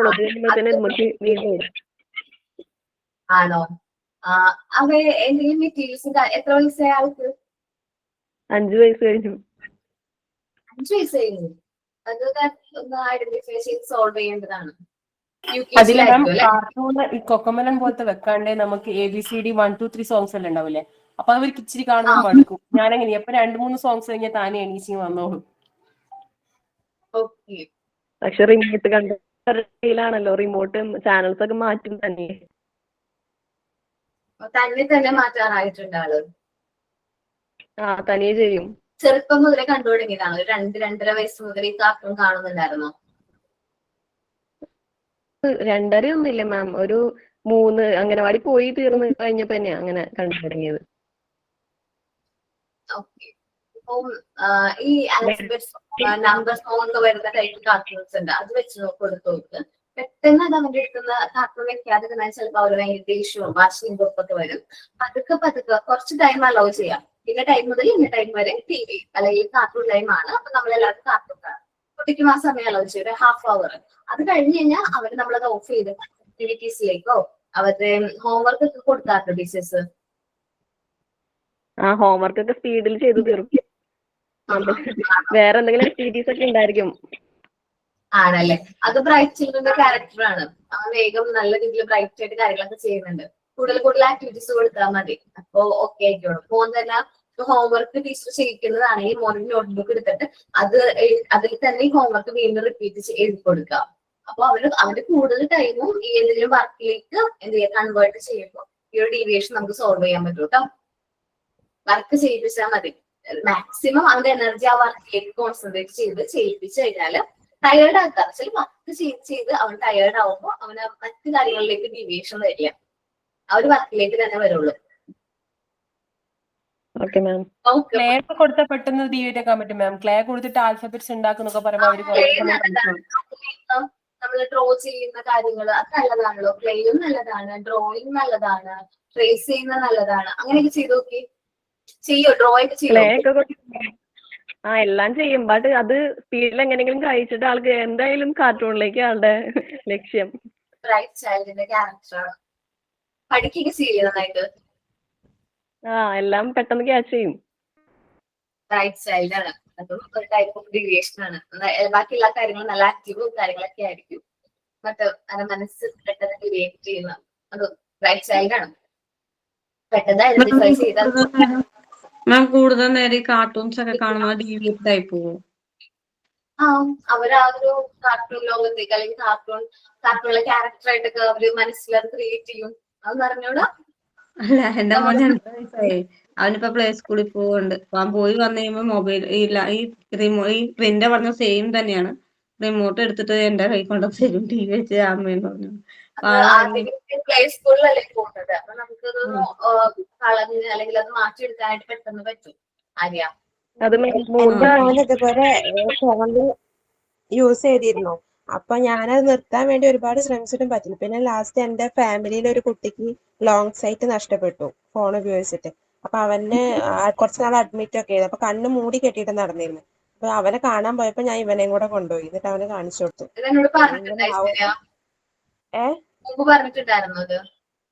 ഇല്ല പറഞ്ഞിട്ടില്ല. അപ്പൊ ഞാൻ അവന് കാണിച്ചു കൊടുത്തപ്പോ പിന്നെ അവൻ ഇതുവരെ ഇപ്പൊ അന്ന് തൊട്ടിട്ട് ഇന്ന് വരെ ഫോണും തൊട്ടിട്ടില്ല. നല്ല കാര്യം. എക്സ്പീരിയൻസ് നന്നായിരുന്നു. ഓക്കെ, നമുക്കിനി സൈക്കിക് ബാരിയർ നോക്കിയാലോ. സൈക്കിക് ബാരിയർ മനസ്സ് എന്താണ് നൂല് പൊട്ടിയ പട്ടം പോലത്തെ അവസ്ഥയാണ്. അവരുടെ മനസ്സിങ്ങനെ പറന്ന് നടക്കും. ഈ സൈക്കിക് ബാരിയർ എന്ന് പറയുമ്പോൾ ബാരിയർ എന്ന് പറഞ്ഞാൽ തന്നെ തടസ്സമാണ്. ഈ കുട്ടികൾക്ക് ലവും അഫക്ഷനും ഒക്കെ കിട്ടാതെ വരുമ്പോൾ കെയറും സ്നേഹവും അവർ പ്രതീക്ഷിക്കുന്ന കെയർ ഒക്കെ കിട്ടാതെ വരുമ്പോൾ വരുന്നൊരു പ്രശ്നമാണ് സൈക്കിക് ബാരിയർ. സൈക്കിക് ഫാഗി പോലെ തന്നെ കോമൺ ഏകദേശം സെയിം ആണ് സൈക്കിക് ബാരിയർ എന്ന് പറയുന്നത്. മെയിൻ ആയിട്ട് ഈ സൈക്കിക് ബാരിയർ വരുന്നത് സിംഗിൾ പാരന്റ് ആയിട്ടുള്ള എന്താ പറയാ പാരന്റ്സിന്റെ കുട്ടികൾക്കാണ് മെയിൻ ആയിട്ട് ഈ ഒരു പ്രശ്നം വരുന്നത്. മേ ബി ചിലപ്പോൾ ഹസ്ബൻഡും വൈഫും ഡിവോഴ്സ്ഡ് ആവാം. അപ്പൊ അവർക്ക് ആ കെയർ കിട്ടുന്നില്ല, അച്ഛന്റെ അമ്മയുടെയും കെയർ പ്രോപ്പർ ആയിട്ട് കിട്ടുന്നില്ല. ഇപ്പോ ചെറിയ കുട്ടികൾ സൈക്കിക് ബാരിയർ വരുന്ന കുട്ടികളിൽ പറയുകയാണെങ്കിൽ ഇപ്പൊ ഹസ്ബൻഡ് പുറത്താണ്, ജോലി സ്ഥലത്താണ്, വൈഫും കുട്ടിയും കൂടിയാണ് കൂടുതൽ ടൈം സ്പെൻഡ് ചെയ്യുന്നത്. അവർക്കും ഈ ഒരു ടൈപ്പ് ഓഫ് ബാരിയർ വരുന്നുണ്ട്. അത് ഐഡന്റിഫൈ ചെയ്യാനായിട്ട് കുറച്ച് പാടാണ്. നമ്മുടെ മനസ്സിന്റെ കാര്യങ്ങളാണ്. അപ്പൊ നമുക്ക് പെട്ടെന്ന് എന്ത് ചെയ്യാൻ പറ്റില്ല, ഐഡന്റിഫൈ ചെയ്യാനായിട്ട് പറ്റില്ല. അപ്പൊ നമ്മൾ നോക്കാം. This is when A child erects a barrier between him and the world. നമ്മുടെ റിയൽ വേൾഡും അവനും തമ്മിലൊരു ബാരിയർ, തടസ്സം അവൻ ക്രിയേറ്റ് ചെയ്യാണ്. ഒരു ഒരു കുട്ടി അവന്റെ റിയൽ വേൾഡും തമ്മിലൊരു മതിൽ പോലെ അല്ലെങ്കിൽ ഒരു എന്താ പറയാ ഒരു തടസ്സം അവൻ എന്ത് ചെയ്തിരിക്കുന്നു, ക്രിയേറ്റ് ചെയ്തിരിക്കുകയാണ്. The child feel so disappointed in the way he has treated. കുട്ടീനെ നമ്മളെ റിയൽ വേൾഡിൽ ട്രീറ്റ് ചെയ്യുന്ന രീതി അവനൊട്ടും ഇഷ്ടമല്ലാതെ വരുമ്പോഴാണ് ഈ ഒരു ബാരിയർ അവൻ ക്രിയേറ്റ് ചെയ്യുന്നത്. The child goes from fantasy world to rejection of real world. അപ്പോ അവൻ എന്ത് ചെയ്യും, എപ്പോഴും അവരുടെ ഫാന്റസി വേൾഡിൽ ടൈം സ്പെൻഡ് ചെയ്യാനായിരിക്കും ഇഷ്ടം. കാരണം അവന്റെ റിയൽ വേൾഡിൽ അവന് കിട്ടുന്ന ഡിസപ്പോയിന്റ്മെന്റും റിജക്ഷനും കാരണം അവന്റെ റിയൽ വേൾഡ് തന്നെ എന്ത് ചെയ്യും, റിജക്ട് ചെയ്യും. The place obstacles against his enjoyment. ഈ ഒരു അവന്റെ പ്ലേസ് അല്ല ഇത്, ഇവിടെ അല്ല എന്റെ ലോകം, ഞാൻ ഇവിടെ എല്ലായിരുന്നു ജനിക്കേണ്ടത്, അങ്ങനെയൊക്കെ തോന്നും അവർക്ക്. If he does not get help at right time, proper ആയിട്ടുള്ള ടൈമില് അവർക്ക് ഹെൽപ്പ് കിട്ടിയില്ലെങ്കിൽ his personality may be retrained. അവന്റെ പേഴ്സണാലിറ്റി തടസ്സപ്പെടും, അല്ലെങ്കിൽ ഇമോഷണൽ ഡെവലപ്മെന്റ് അല്ലെങ്കിൽ അവര് ക്യാരക്ടർ എങ്ങനെയാവും, ഒരു നെഗറ്റീവ് ക്യാരക്ടർ ആയിട്ട് മാറും. സൈക്കിക് ബാരിയർ എന്ന് പറയുന്നത് നമ്മുടെ മനസ്സ് അല്ലെങ്കിൽ കുട്ടിയും അവന്റെ റിയൽ വേൾഡും തമ്മിലൊരു ബാരിയർ ക്രിയേറ്റ് ചെയ്യാണ്. എങ്ങനെയാണ് അവനെ റിയൽ വേൾഡിൽ ട്രീറ്റ് ചെയ്യുന്നത്, അതൊന്നും ഇഷ്ടമല്ല. എന്ന് വെച്ചാല് ഡിസപ്പോയിന്റഡ് ആണ്. അതേപോലെ തന്നെ കൂടുതൽ അവന്റെ റിയൽ വേൾഡിൽ ടൈം സ്പെൻഡ് ചെയ്യാൻ ഒട്ടും താല്പര്യമില്ല. അവന്റെ റിയൽ വേൾഡ് റിജക്ട് ചെയ്ത് അവൻ ഏത് വേൾഡിലേക്ക് പോകും, ഫാന്റസി വേൾഡിലേക്ക് പോകാനാണ് അവന് എപ്പോഴും ഇഷ്ടം. അവന്റെ ഫാന്റസി വേൾഡിൽ അവന് കൂടുതൽ കെയറും സ്നേഹവും കാര്യങ്ങളും കിട്ടുന്നുണ്ട്. പെട്ടെന്ന് ഐഡന്റിഫൈ ചെയ്യാനായിട്ട് പറ്റുന്ന ഒരു ടൈപ്പ് ഓഫ് ഡീവിയേഷൻ അല്ല സൈക്കിക് ബാരിയർ. നമ്മൾ കാണുമ്പോൾ ചിലപ്പോൾ ആള് ഓക്കെ നോർമലൊക്കെയാണ്, പക്ഷെ നമ്മൾ കൂടുതലായിട്ട് മനസ്സിലാക്കുമ്പോഴാണ് അവന് റിയൽ വേൾഡിൽ ടൈം സ്പെൻഡ് ചെയ്യാനായിട്ട് ഇഷ്ടമല്ല. അതേപോലെ അവന് കൊടുക്കുന്ന കെയറും കെയർ ഒന്നും കിട്ടാതെ വരും, അട്രാക്ഷൻ ഒന്നും കിട്ടുന്നില്ലെങ്കിൽ അവൻ എന്ത് ചെയ്യും, അവന്റെ ആ ഒരു എന്താണ് ഫാന്റസി വേൾഡിലേക്ക് എപ്പോഴും എസ്കേപ്പ് ചെയ്യാണ് ചെയ്യുന്നത്. ഇങ്ങനെ വരുമ്പോൾ കുട്ടികള് ആദ്യം സൈലന്റ് ആവും. പെട്ടെന്നായിരിക്കും കുട്ടികൾ എന്ത് ചെയ്യുന്നത്, സൈക്കിക് ബാരിയർ വരുമ്പോൾ സൈലന്റ് ആവും. അധികം ആരോട് സംസാരിക്കാതെ വരുന്നു, അധികം എന്താ പറയാ സോഷ്യൽ ഇന്ററാക്ഷൻ കാര്യങ്ങൾക്കൊക്കെ പുറത്ത് കുട്ടികളോടൊപ്പം കളിക്കാൻ പോകുന്നുണ്ട്, play time, peer to relationship, friends, അങ്ങനത്തെ കാര്യങ്ങളൊക്കെ കുറവാണെങ്കിൽ നമുക്കത് ഐഡന്റിഫൈ ചെയ്യണം. എന്താണ് അവരുടെ പ്രശ്നം, സൈക്കിക് ബാരിയർ ആണോ? അങ്ങനെ വരുമ്പോൾ അവരുടെ പേഴ്സണാലിറ്റി മേ ബി നമ്മൾ കാണുന്ന പോലെ ആയിരിക്കില്ല അവരുടെ പെരുമാറ്റം. അവരുടെ പേഴ്സണാലിറ്റി നെഗറ്റീവ് പേഴ്സണാലിറ്റിയിലേക്ക് പോകാനുള്ള ചാൻസ് ഉണ്ട്. ഇത് ശരിക്കും ആടാ അത് എനിക്കൊരു പ്രശ്നം ഉണ്ടായിരുന്നു. അതെന്താന്ന് വെച്ചാല് ഈ ഓണത്തിന്റെ ടൈമില് ഓണം സ്റ്റാർട്ട് ചെയ്യുന്ന സമയത്ത് ഞാൻ രാത്രി ഇങ്ങനെ കിടക്കാൻ നേരത്ത് ചില സമയം കഥ പറഞ്ഞു കൊടുക്കും. അപ്പം ഇങ്ങനെ കഥ പറയുമ്പോൾ ഒരു ദിവസം മാവേലിയുടെ കഥ പറഞ്ഞു. അപ്പൊ ഞാൻ പറഞ്ഞു 10 ദിവസം ഇങ്ങനെ പൂക്കളൊക്കെ ഇട്ട് ലാസ്റ്റ് 10ാമത്തെ ദിവസം നമ്മൾ പൂക്കളൊക്കെ ഇട്ട് രാവിലെ കുളിച്ച് സെറ്റ് ആയിട്ട് ഇരിക്കുക, ഉച്ചയ്ക്ക് ഭക്ഷണം കഴിക്കുക. അപ്പൊ മാവേലി നമ്മളെ കാണാനും വരും. അപ്പൊ നമ്മളെല്ലാരും വന്ന് കണ്ടിട്ടൊക്കെ പോകുന്നു. അപ്പൊ ഞാൻ ജസ്റ്റ് പറഞ്ഞ എല്ലാം ഫ്ലോയിൽ തീർന്നു. ഏറ്റവും അവസാനം 10ാമത്തെ ദിവസം ഇവൻ ഇതേപോലെ തന്നെ രാവിലെ നീറ്റു. അന്ന് സാധാരണ ഞാൻ ഇങ്ങനെ പിന്നാലെ ഉന്തണം, പല്ലേക്ക് കുളിക്ക് വേഗം വേഗം അന്ന് സ്പീഡായിരുന്നു എല്ലാം, ഭയങ്കര സ്പീഡ്. പൂക്കളൊക്കെ നല്ല ഭംഗിയിൽ എവിടേക്കൊക്കെയോ പോയിട്ട് എന്തൊക്കെയൊക്കെയോ പറിച്ചിടാനുള്ള പിള്ളേരെ കൂട്ടത്തില് അവനും കൂടെ കൂടി കുളിച്ച് ഡ്രസ്സൊക്കെ മാറ്റി. ഒരു ഉച്ചയൊക്കെ ആവാനായപ്പോ എന്നോട് ചമ്മ എവിടെ? ഞാൻ ചോദിച്ചു എന്താ? അല്ല അമ്മ വരാന്ന് പറഞ്ഞ ആളോട് പോയി. ഞാൻ ചോദിച്ചു ആരാ? അപ്പൊ അമ്മയല്ലേ പറഞ്ഞേ മാവേലി വരുന്നു, ഇതുവരെ കണ്ടിട്ടില്ലാലോ. അവന്റെ വിചാരം മുണ്ടൊക്കെ കൊടുത്ത് ഇങ്ങനെ കൊടയൊക്കെ പിടിച്ചിട്ട് ഇങ്ങനെ വഴിക്കൂടെ ഇങ്ങനെ നടന്നു വരും. ഞാനിപ്പോ ഇനിയിപ്പോ എന്താ പറയാന്നറിയില്ല, ഞാനീ പറഞ്ഞും പോയി. ഞാൻ പറഞ്ഞു മോനെ വരും, പക്ഷെ നമുക്ക് അങ്ങനെ ചിലപ്പോ കാണാനൊന്നും പറ്റില്ല. കാരണം ഞാൻ തന്നെ അവനെ ഉന്തിയിട്ട് മാവേലിയിലേക്ക് കൊണ്ടുപോയി വിട്ടത്. പക്ഷെ ഞാൻ അക്കാര്യം വിട്ടേ പോയി. അവനിത് ഇങ്ങനെ എക്സ്പെക്ട് ചെയ്ത് പിന്നെ ഉച്ചയ്ക്ക് ഭക്ഷണം കഴിക്കുമ്പോഴൊക്കെ വരുന്നു ഇല്ലാലോ, വരുന്നു എന്താ വരാത്ത, ചിത്രത്തിൽ കാണുന്ന പോലെയാണ് വരും. പിന്നെ കുറച്ച് കഷ്ടപ്പാടായിരുന്നു. ഭക്ഷണമൊക്കെ കൊടുത്ത് പിന്നെ ഞാനിങ്ങനെ തലശ്ശേരി ടൗണിലൊക്കെ കൊണ്ടുപോയി. അവിടെ ഫുള്ള് ഇങ്ങനെ കുറെ ഓരോ സാധനങ്ങൾ വിൽക്കല് വാങ്ങല് ഭയങ്കര തിരക്കൊക്കെ ആയിരിക്കും. അതൊക്കെ കാണിച്ചിട്ട് ഞാൻ പറഞ്ഞു എല്ലാരും ഇങ്ങനെ മാവേലിനെ പ്രതീക്ഷിച്ചിട്ട് ഇതെല്ലാം ചെയ്യാ, നമ്മളെല്ലാരും ഇതിന്റെ കൂടെ ഇങ്ങനെ ചെയ്യും. മാവേലി വരുന്നത് നമ്മൾ കാണുന്നു, ഒരു സന്തോഷത്തിന് വേണ്ടി കൊണ്ട് കുറെ കഷ്ടപ്പെട്ടു അതൊന്ന് പറഞ്ഞ് സെറ്റാക്കി എടുക്കാൻ. വൈകുന്നേരം പറഞ്ഞു ഇനി അടുത്ത വർഷവും ഇങ്ങനത്തെ. ഞാൻ പറഞ്ഞു അടുത്ത വർഷവും നമ്മൾ ഇതുപോലെ തന്നെ ചെയ്യും, പക്ഷെ മാവേലി നമുക്ക് കാണാനൊന്നും പറ്റില്ല, പക്ഷെ നമ്മൾ കാണാതെ അങ്ങ് പോവുക ചെയ്യുക. അത് കാരണം മോനെ അതിനെപ്പറ്റി ഒച്ചപ്പാടും ബഹളമൊന്നും ഉണ്ടാക്കി കരയൊന്നും ചെയ്യരുത്. എല്ലാ വർഷവും നമ്മളിങ്ങനെ ആഘോഷിക്കുക, എല്ലാവരും അതേപോലെ തന്നെ ആഘോഷിക്കും. കണ്ടിട്ടൊന്നുമില്ല, കുറച്ച് ബുദ്ധിമുട്ടായിരുന്നു അതൊന്ന് സെറ്റാക്കി എടുക്കാൻ. ചിലപ്പോ എനിക്ക് തോന്നി ഞാൻ തന്നെ പറഞ്ഞു ഉന്തി വിട്ടത് കൊണ്ട് അവൻ അതിൽ വല്ലാണ്ട് അഡിക്റ്റ് ആയി പോയി. അതേപോലെ ക്രിസ്മസ്, അപ്പൊ ഇപ്പൊ ക്രിസ്മസ് ഒക്കെ വരുന്ന ആലോചിക്കുമ്പോൾ എനിക്ക് പേടിയാ. ഒന്നുമില്ല, മിണ്ടില്ല, ആ ഭാഗത്തേക്കേ പോവില്ല. നമ്മൾ കുട്ടികളെ ചില കാര്യങ്ങൾ നമ്മൾ തന്നെ പിള്ളേർക്ക് ഉന്തിക്കയറ്റി, ഇപ്പൊ മെർമെയ്ഡിന്റെ കാര്യമാണെങ്കിലും അതൊക്കെ നമ്മളായിട്ട് പറഞ്ഞ് ചിലപ്പം കയറ്റി കൊടുക്കുന്ന കാര്യങ്ങളായിരിക്കും ഒരു പരിധി വരെ. കുറെ കഥകൾ യൂണിക്കോൺ ആണെങ്കിലും നമ്മൾ പറഞ്ഞു കാണിച്ച് യൂണിക്കോൺ ഇങ്ങനത്തെ സംഭവം. എനിക്ക് തോന്നുന്നു അവർക്ക് അറിയുന്നതിനേക്കാളും കൂടുതൽ നമ്മൾ കുറച്ചും കൂടെ മോട്ടിവേഷൻ കൊടുത്തിട്ട് അത് കുറച്ച് ബിൽഡപ്പ് ചെയ്യും. അവസാനം അത് ഇല്ലെന്ന് പറയുമ്പോൾ അവർക്ക് അത് അത്ര അക്സെപ്റ്റ് ചെയ്യാൻ കുറച്ച് ബുദ്ധിമുട്ടായിരിക്കും. ശരിയാണ്. നമ്മളുടെ സെയിം കഥകൾ ഇവിടെയും സെയിം തന്നെയായിരുന്നു. ഞാൻ ഇതുപോലെ തന്നെ ഇപ്പം റീജ പറഞ്ഞപ്പോഴാണ് ഞാനത് ഓർക്കുന്നത്. കാരണം ഇവിടെ സെയിം ഇതുപോലെ തന്നെയായിരുന്നു. ഓണത്തിന്റെ അന്ന് എൻ്റെ മൂത്ത ആള് വന്നിട്ട് എവിടെയമ്മേ മാവേലി വരുമെന്ന് പറഞ്ഞിട്ട് എവിടെ? അപ്പൊ ഞാൻ പറഞ്ഞു വന്നു പോയല്ലോ അറിഞ്ഞില്ലേ പറഞ്ഞു എപ്പൊ വന്നു പോയി ഞാൻ അറിഞ്ഞില്ലല്ലോ. പിന്നെ മാവേലിനെ കാണണം എന്നും പറഞ്ഞ് ഭയങ്കര കരച്ചിലായിരുന്നു ഇവിടെ കിടന്ന്. ഭയങ്കര കരച്ചിലെന്ന് പറഞ്ഞാൽ ഞാൻ വിചാരിച്ചില്ല അവളങ്ങനെ കരയും, അങ്ങനെ ഭയങ്കര ഇതില് ഭയങ്കര അവൾക്ക് ഭയങ്കര ഫീലിങ്സ് അങ്ങാട്. അപ്പൊ ഞാൻ വിചാരിച്ചു എന്താണ് ഇങ്ങനെ കരയണത്. എന്നിട്ട് ഞാൻ പറഞ്ഞു അത് നമുക്ക് ശരിക്കും അതൊരു ഐതിഹ്യം പോലെയൊരു കുഞ്ഞ്, അങ്ങനെ ഒരു സങ്കല്പാണ്. അങ്ങനെ ഇപ്പൊ റീജ പറഞ്ഞ പോലെ നല്ലോണം ബുദ്ധിമുട്ടി ഞാൻ അതൊന്ന് പറഞ്ഞു ഒപ്പിക്കാൻ വേണ്ടിയിട്ട്. ആ സമയത്ത് അവള് പറഞ്ഞു, എന്നിട്ട് ഞാൻ ടിവിയിൽ കാണിച്ചു കൊടുത്തു, ഫോണിൽ കാണിച്ചു കൊടുത്തു, ഇതാണ് മാവേലി ഇങ്ങനെ ആയിരിക്കും. പിന്നെ കഥ പറഞ്ഞു കൊടുത്തു. എല്ലാം കഴിഞ്ഞിട്ടും അമ്മ എന്നെ പറ്റിച്ചാണ്, എനിക്ക് ശരിക്കുള്ള മാവേലിനെയാണ് കാണേണ്ടതെന്ന് പറഞ്ഞ് ഇവിടെ ഭയങ്കര കരച്ചിലായിരുന്നു. കൊറേ പാട് വിട്ടു ഞാനതൊന്ന് അവളത് മനസ്സിലാക്കി എടുക്കാൻ വേണ്ടിയിട്ട്. ഓക്കെ, അവര് ക്രിയേറ്റ് ചെയ്യുന്നൊക്കെ അവരുടെ ചുറ്റുപാടിൽ നിന്നുള്ള എൻവയോൺമെന്റിൽ നിന്നുള്ളതൊക്കെ ഞാൻ പറഞ്ഞിട്ടുണ്ട്. കള്ളം പറഞ്ഞ് കള്ളത്തിന്റെ കാര്യം ലൈഫിന്റെ കാര്യം എടുക്കുമ്പോൾ പറയാന്ന് വിചാരിച്ചാണ്. അത് ഞാൻ പറഞ്ഞില്ലേ വെള്ളച്ചിറകുള്ള ആ ഒരു വെളുത്ത കുതിരയുടെ കാര്യം, അത് ഭയങ്കര ഇമാജിനേറ്റീവ് ആയിട്ടാ പറയുന്നത്. എന്റെ വീട്ടില് അത് പറയുന്ന രീതി നല്ല രസം. നമ്മള് പോലും അതിനെ ശരിക്കും പിന്നെ ആലോചിക്കുന്നേ വെള്ളക്കുതിര ചിറക. അവർക്കത് പെട്ടെന്ന് അക്സെപ്റ്റ് ചെയ്യാൻ പറ്റില്ല. അവര് ചിലപ്പോ അവരോട് അച്ഛനോ അമ്മയോ പറഞ്ഞു കൊടുത്തതായിരിക്കും അവർ ഇങ്ങനെ എക്സ്പ്രസ് ചെയ്ത് പറഞ്ഞു തരുന്നത്. അപ്പൊ നമ്മള് കുട്ടികളോട് പറയുമ്പോൾ ശ്രദ്ധിച്ചിട്ടൊക്കെ സംസാരിക്കാം. ഓക്കെ, ഇനി നമ്മുടെ കുട്ടികൾക്കുള്ള ഒരു മെയിൻ ആയിട്ടുള്ള പ്രശ്നമാണ്, നമ്മൾ അമ്മമാർക്കുള്ള പ്രശ്നമാണ്, കുട്ടികൾക്കല്ല പ്രശ്നം, പാരന്റ്സിന്. മെയിൻലി അമ്മമാർക്കാണ് ഈ ഒരു പ്രശ്നമുള്ളത്. നമ്മൾ കുട്ടികളെ കൊണ്ട് ഒരു കാര്യവും ചെയ്യിപ്പിക്കൂല, അല്ലെ? എല്ലാ കാര്യം നമ്മളെ ഡിപ്പെൻഡ് ചെയ്യിപ്പിക്കും. ഭയങ്കര ഓവറായിട്ടുള്ള അറ്റാച്ച്മെന്റ് ആയിരിക്കും. ഒരു 6 വയസ്സായ കുട്ടിക്ക് ചിലപ്പോ പ്രോപ്പർ ആയിട്ട് എന്ത് ചെയ്യാൻ അറിഞ്ഞൂടാ, ബട്ടൺസ് ഇടാൻ അറിഞ്ഞൂടാ. ഞാൻ ശ്രദ്ധിക്കുമ്പോൾ 1ാം ക്ലാസ്സിൽ പഠിക്കുന്ന കുട്ടിയാ, പ്രോപ്പർ ആയിട്ട് എന്ത് ചെയ്യുന്നില്ല, ബട്ടൺസ് ഒന്നും പ്രോപ്പർ ആയിട്ട് ഇടുന്നില്ല, അവന്റെ ഡ്രസ്സും കാര്യങ്ങളും ചെയ്യുന്നില്ല, ഷൂ ലേസ് കെട്ടാൻ അറിയില്ല. അങ്ങനെ ഒരുപാട് പ്രശ്നങ്ങൾ നമ്മുടെ കുട്ടികളുടെ അടുത്തേക്ക് പോകുമ്പോൾ നമുക്ക് മനസ്സിലാവും. കാരണം അവര് ഫുൾ ആരെ ഡിപ്പെൻഡ് ആണ്, അവരുടെ മദറെ ഡിപ്പെൻഡ് ആണ്, അല്ലെങ്കിൽ അമ്മേനെ ഡിപ്പെൻഡ് ആണ്. അപ്പോൾ ഫുൾ എല്ലാ കാര്യങ്ങളും ഇപ്പോ ഇന്ന് രാവിലെ തന്നെ നിങ്ങൾ ആലോചിക്കുക, നമ്മുടെ വീട്ടിലൊരു സ്കൂളിൽ പോകുന്ന ഒരു കുട്ടി ഉണ്ടെങ്കിൽ ഒരു 8 അല്ലെങ്കിൽ 7:30 to 8:30 വരെ ഒരു യുദ്ധമായിരിക്കും വീട്ടിൽ നടക്കുന്നത്, അല്ലെ?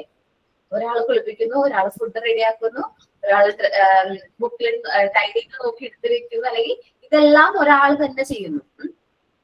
എല്ലാ വർക്കും ചെയ്ത് ആര് കൊടുക്കുന്നു? അമ്മ കുട്ടിക്ക് കൊടുക്കാണ്.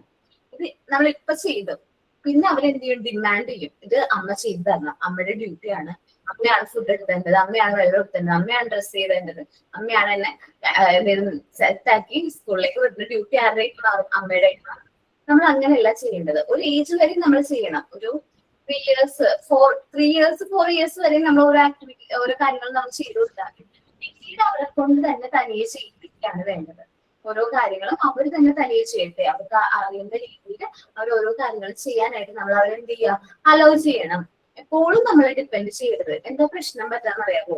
മെയിൻലി പെൺകുട്ടികൾ കുറച്ചും കൂടെ അറ്റാച്ച്മെന്റ് കുറവാണ്, അല്ലെങ്കിൽ അവര് ഡിപ്പെൻഡന്റ് ആവാറില്ല, ഇൻഡിപെൻഡന്റ് ആയിട്ട് തന്നെ നിൽക്കുന്നത്. നമ്മളിപ്പോ ശ്രദ്ധിക്കുകയാണെങ്കിൽ തന്നെ എന്താണ്, പെൺകുട്ടികളെ പെട്ടെന്ന് അമ്മമാരെന്ത് ചെയ്യും, മാറ്റും. എന്ന് വെച്ചാല് വേറെ വീട്ടിൽ പോകേണ്ടതാണ്, നീ വേറെ വീട്ടിൽ പോയിട്ട് ജോലി ചെയ്യേണ്ടതാണ്, അതാണ് ഇതാന്നൊക്കെ പറഞ്ഞിട്ട് പെൺപിള്ളേരെ നമ്മൾ സാധാരണ എന്ത് ചെയ്യും, കൂടുതൽ കാര്യങ്ങളും വർക്കും കാര്യങ്ങളൊക്കെ പ്രേരിപ്പിക്കും. അപ്പൊ അവിടെ പ്രശ്നം വരുന്ന ആർക്കാണ്? മെയിൻ ആയിട്ട് ആൺകുട്ടികൾക്കാണ്. അവർക്ക് എല്ലാ കാര്യങ്ങളും ഈ അമ്മമാര് ചെയ്തു കൊടുക്കും, ഏറ്റവും ദിവസമായിട്ട് കാര്യങ്ങൾ വരെ എന്ത് ചെയ്യും, ചെയ്തു കൊടുക്കൂല. അപ്പൊ അതിന്റെ പ്രശ്നം എപ്പോഴാ പറ്റുന്നതെന്ന് വെച്ചിട്ടുണ്ടെങ്കിൽ, ചിലപ്പോൾ നമ്മൾ കല്യാണം കഴിഞ്ഞൊക്കെ ചെല്ലും ചില സമയത്ത്. ഞാൻ ഒരു എക്സാമ്പിൾ എന്റെ പറയാം. ഞാൻ കല്യാണം കഴിഞ്ഞ് ചെല്ലുമ്പോ എന്റെ വീട്ടില് എന്താ പറയാ, അമ്മയും അച്ഛനും പിന്നെ എന്റെ ഹസ്ബൻഡും അനിയനും മാത്രമേ ഉള്ളൂ. ഈ അമ്മയാണ് ഈ ഹസ്ബൻഡ് അച്ഛനും അനിയനൊക്കെ വേണ്ട കാര്യങ്ങൾ, ഫുഡ് കാര്യങ്ങളൊക്കെ എടുത്ത് ടേബിളില് വെള്ളം വരെ എടുത്ത് വെക്കും. ഒരു കാര്യവും അവർ സ്വന്തമായിട്ട് എടുക്കില്ല, വെള്ളം എടുത്ത് കുടിക്കൂല. അതേപോലെ ഈ സോൾട്ട് അല്ലെങ്കിൽ ഉപ്പാണെങ്കിൽ പോലും അവരതെടുത്ത് ചോറിലിട്ട് കഴിക്കില്ല. എല്ലാ കാര്യങ്ങളും നമ്മൾ എന്ത് ചെയ്യണം, അറേഞ്ച് ചെയ്ത് കൊടുക്കണം. അറേഞ്ച് ചെയ്തില്ല നമ്മൾ എപ്പോഴും എന്ത് ചെയ്യണം, കൊടുക്കണം. ഞാൻ എന്റെ വീട്ടിൽ കണ്ടതെന്ന് വെച്ചാല് ഞങ്ങള് 3 പെൺപിൾ എന്നുവെച്ചാൽ അമ്മ, ഞാൻ, അനിയത്തി, അച്ഛൻ്റെ എല്ലാ കാര്യങ്ങളും ഏറ്റവും കാര്യങ്ങളും ഒറ്റയ്ക്കാണ് ചെയ്യുന്നത്. അച്ഛൻ ഞങ്ങളുടെ ഒപ്പം അല്ലായിരുന്നു, കൂലിയിലായിരുന്നു വർക്ക് ചെയ്തിരുന്നത്. അപ്പൊ അതുകൊണ്ട് തന്നെ അച്ഛൻ നാട്ടിൽ വന്നിട്ടും അതേപോലെ തന്നെയാണ് എന്ത് ചെയ്യുന്നത്, ഫോളോ ചെയ്യണേ.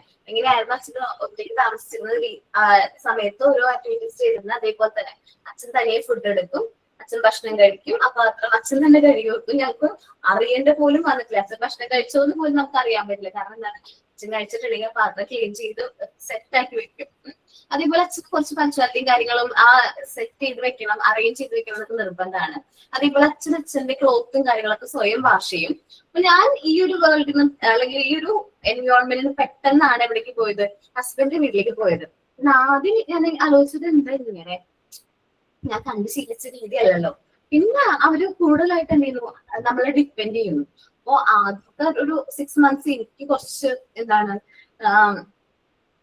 അക്സെപ്റ്റ് ചെയ്യാനായിട്ട് കുറച്ച് ബുദ്ധിമുട്ടാണ്. ഞാൻ അമ്മയോട് വന്ന് പറയും, അവിടെ എല്ലാവരും ഇങ്ങനെയാണ് അമ്മേ, അപ്പൊ എന്താ, അപ്പം ഓക്കെ കുഴപ്പമില്ല, ഓരോ വീടുകൾക്കും അതിൻ്റെതായ രീതികൾ ഉണ്ടാവും, ഞങ്ങൾ അഡ്ജസ്റ്റ് ചെയ്യും. അങ്ങനെ ഓക്കെ സമ്മതിച്ചു, അഡ്ജസ്റ്റ് ചെയ്തു.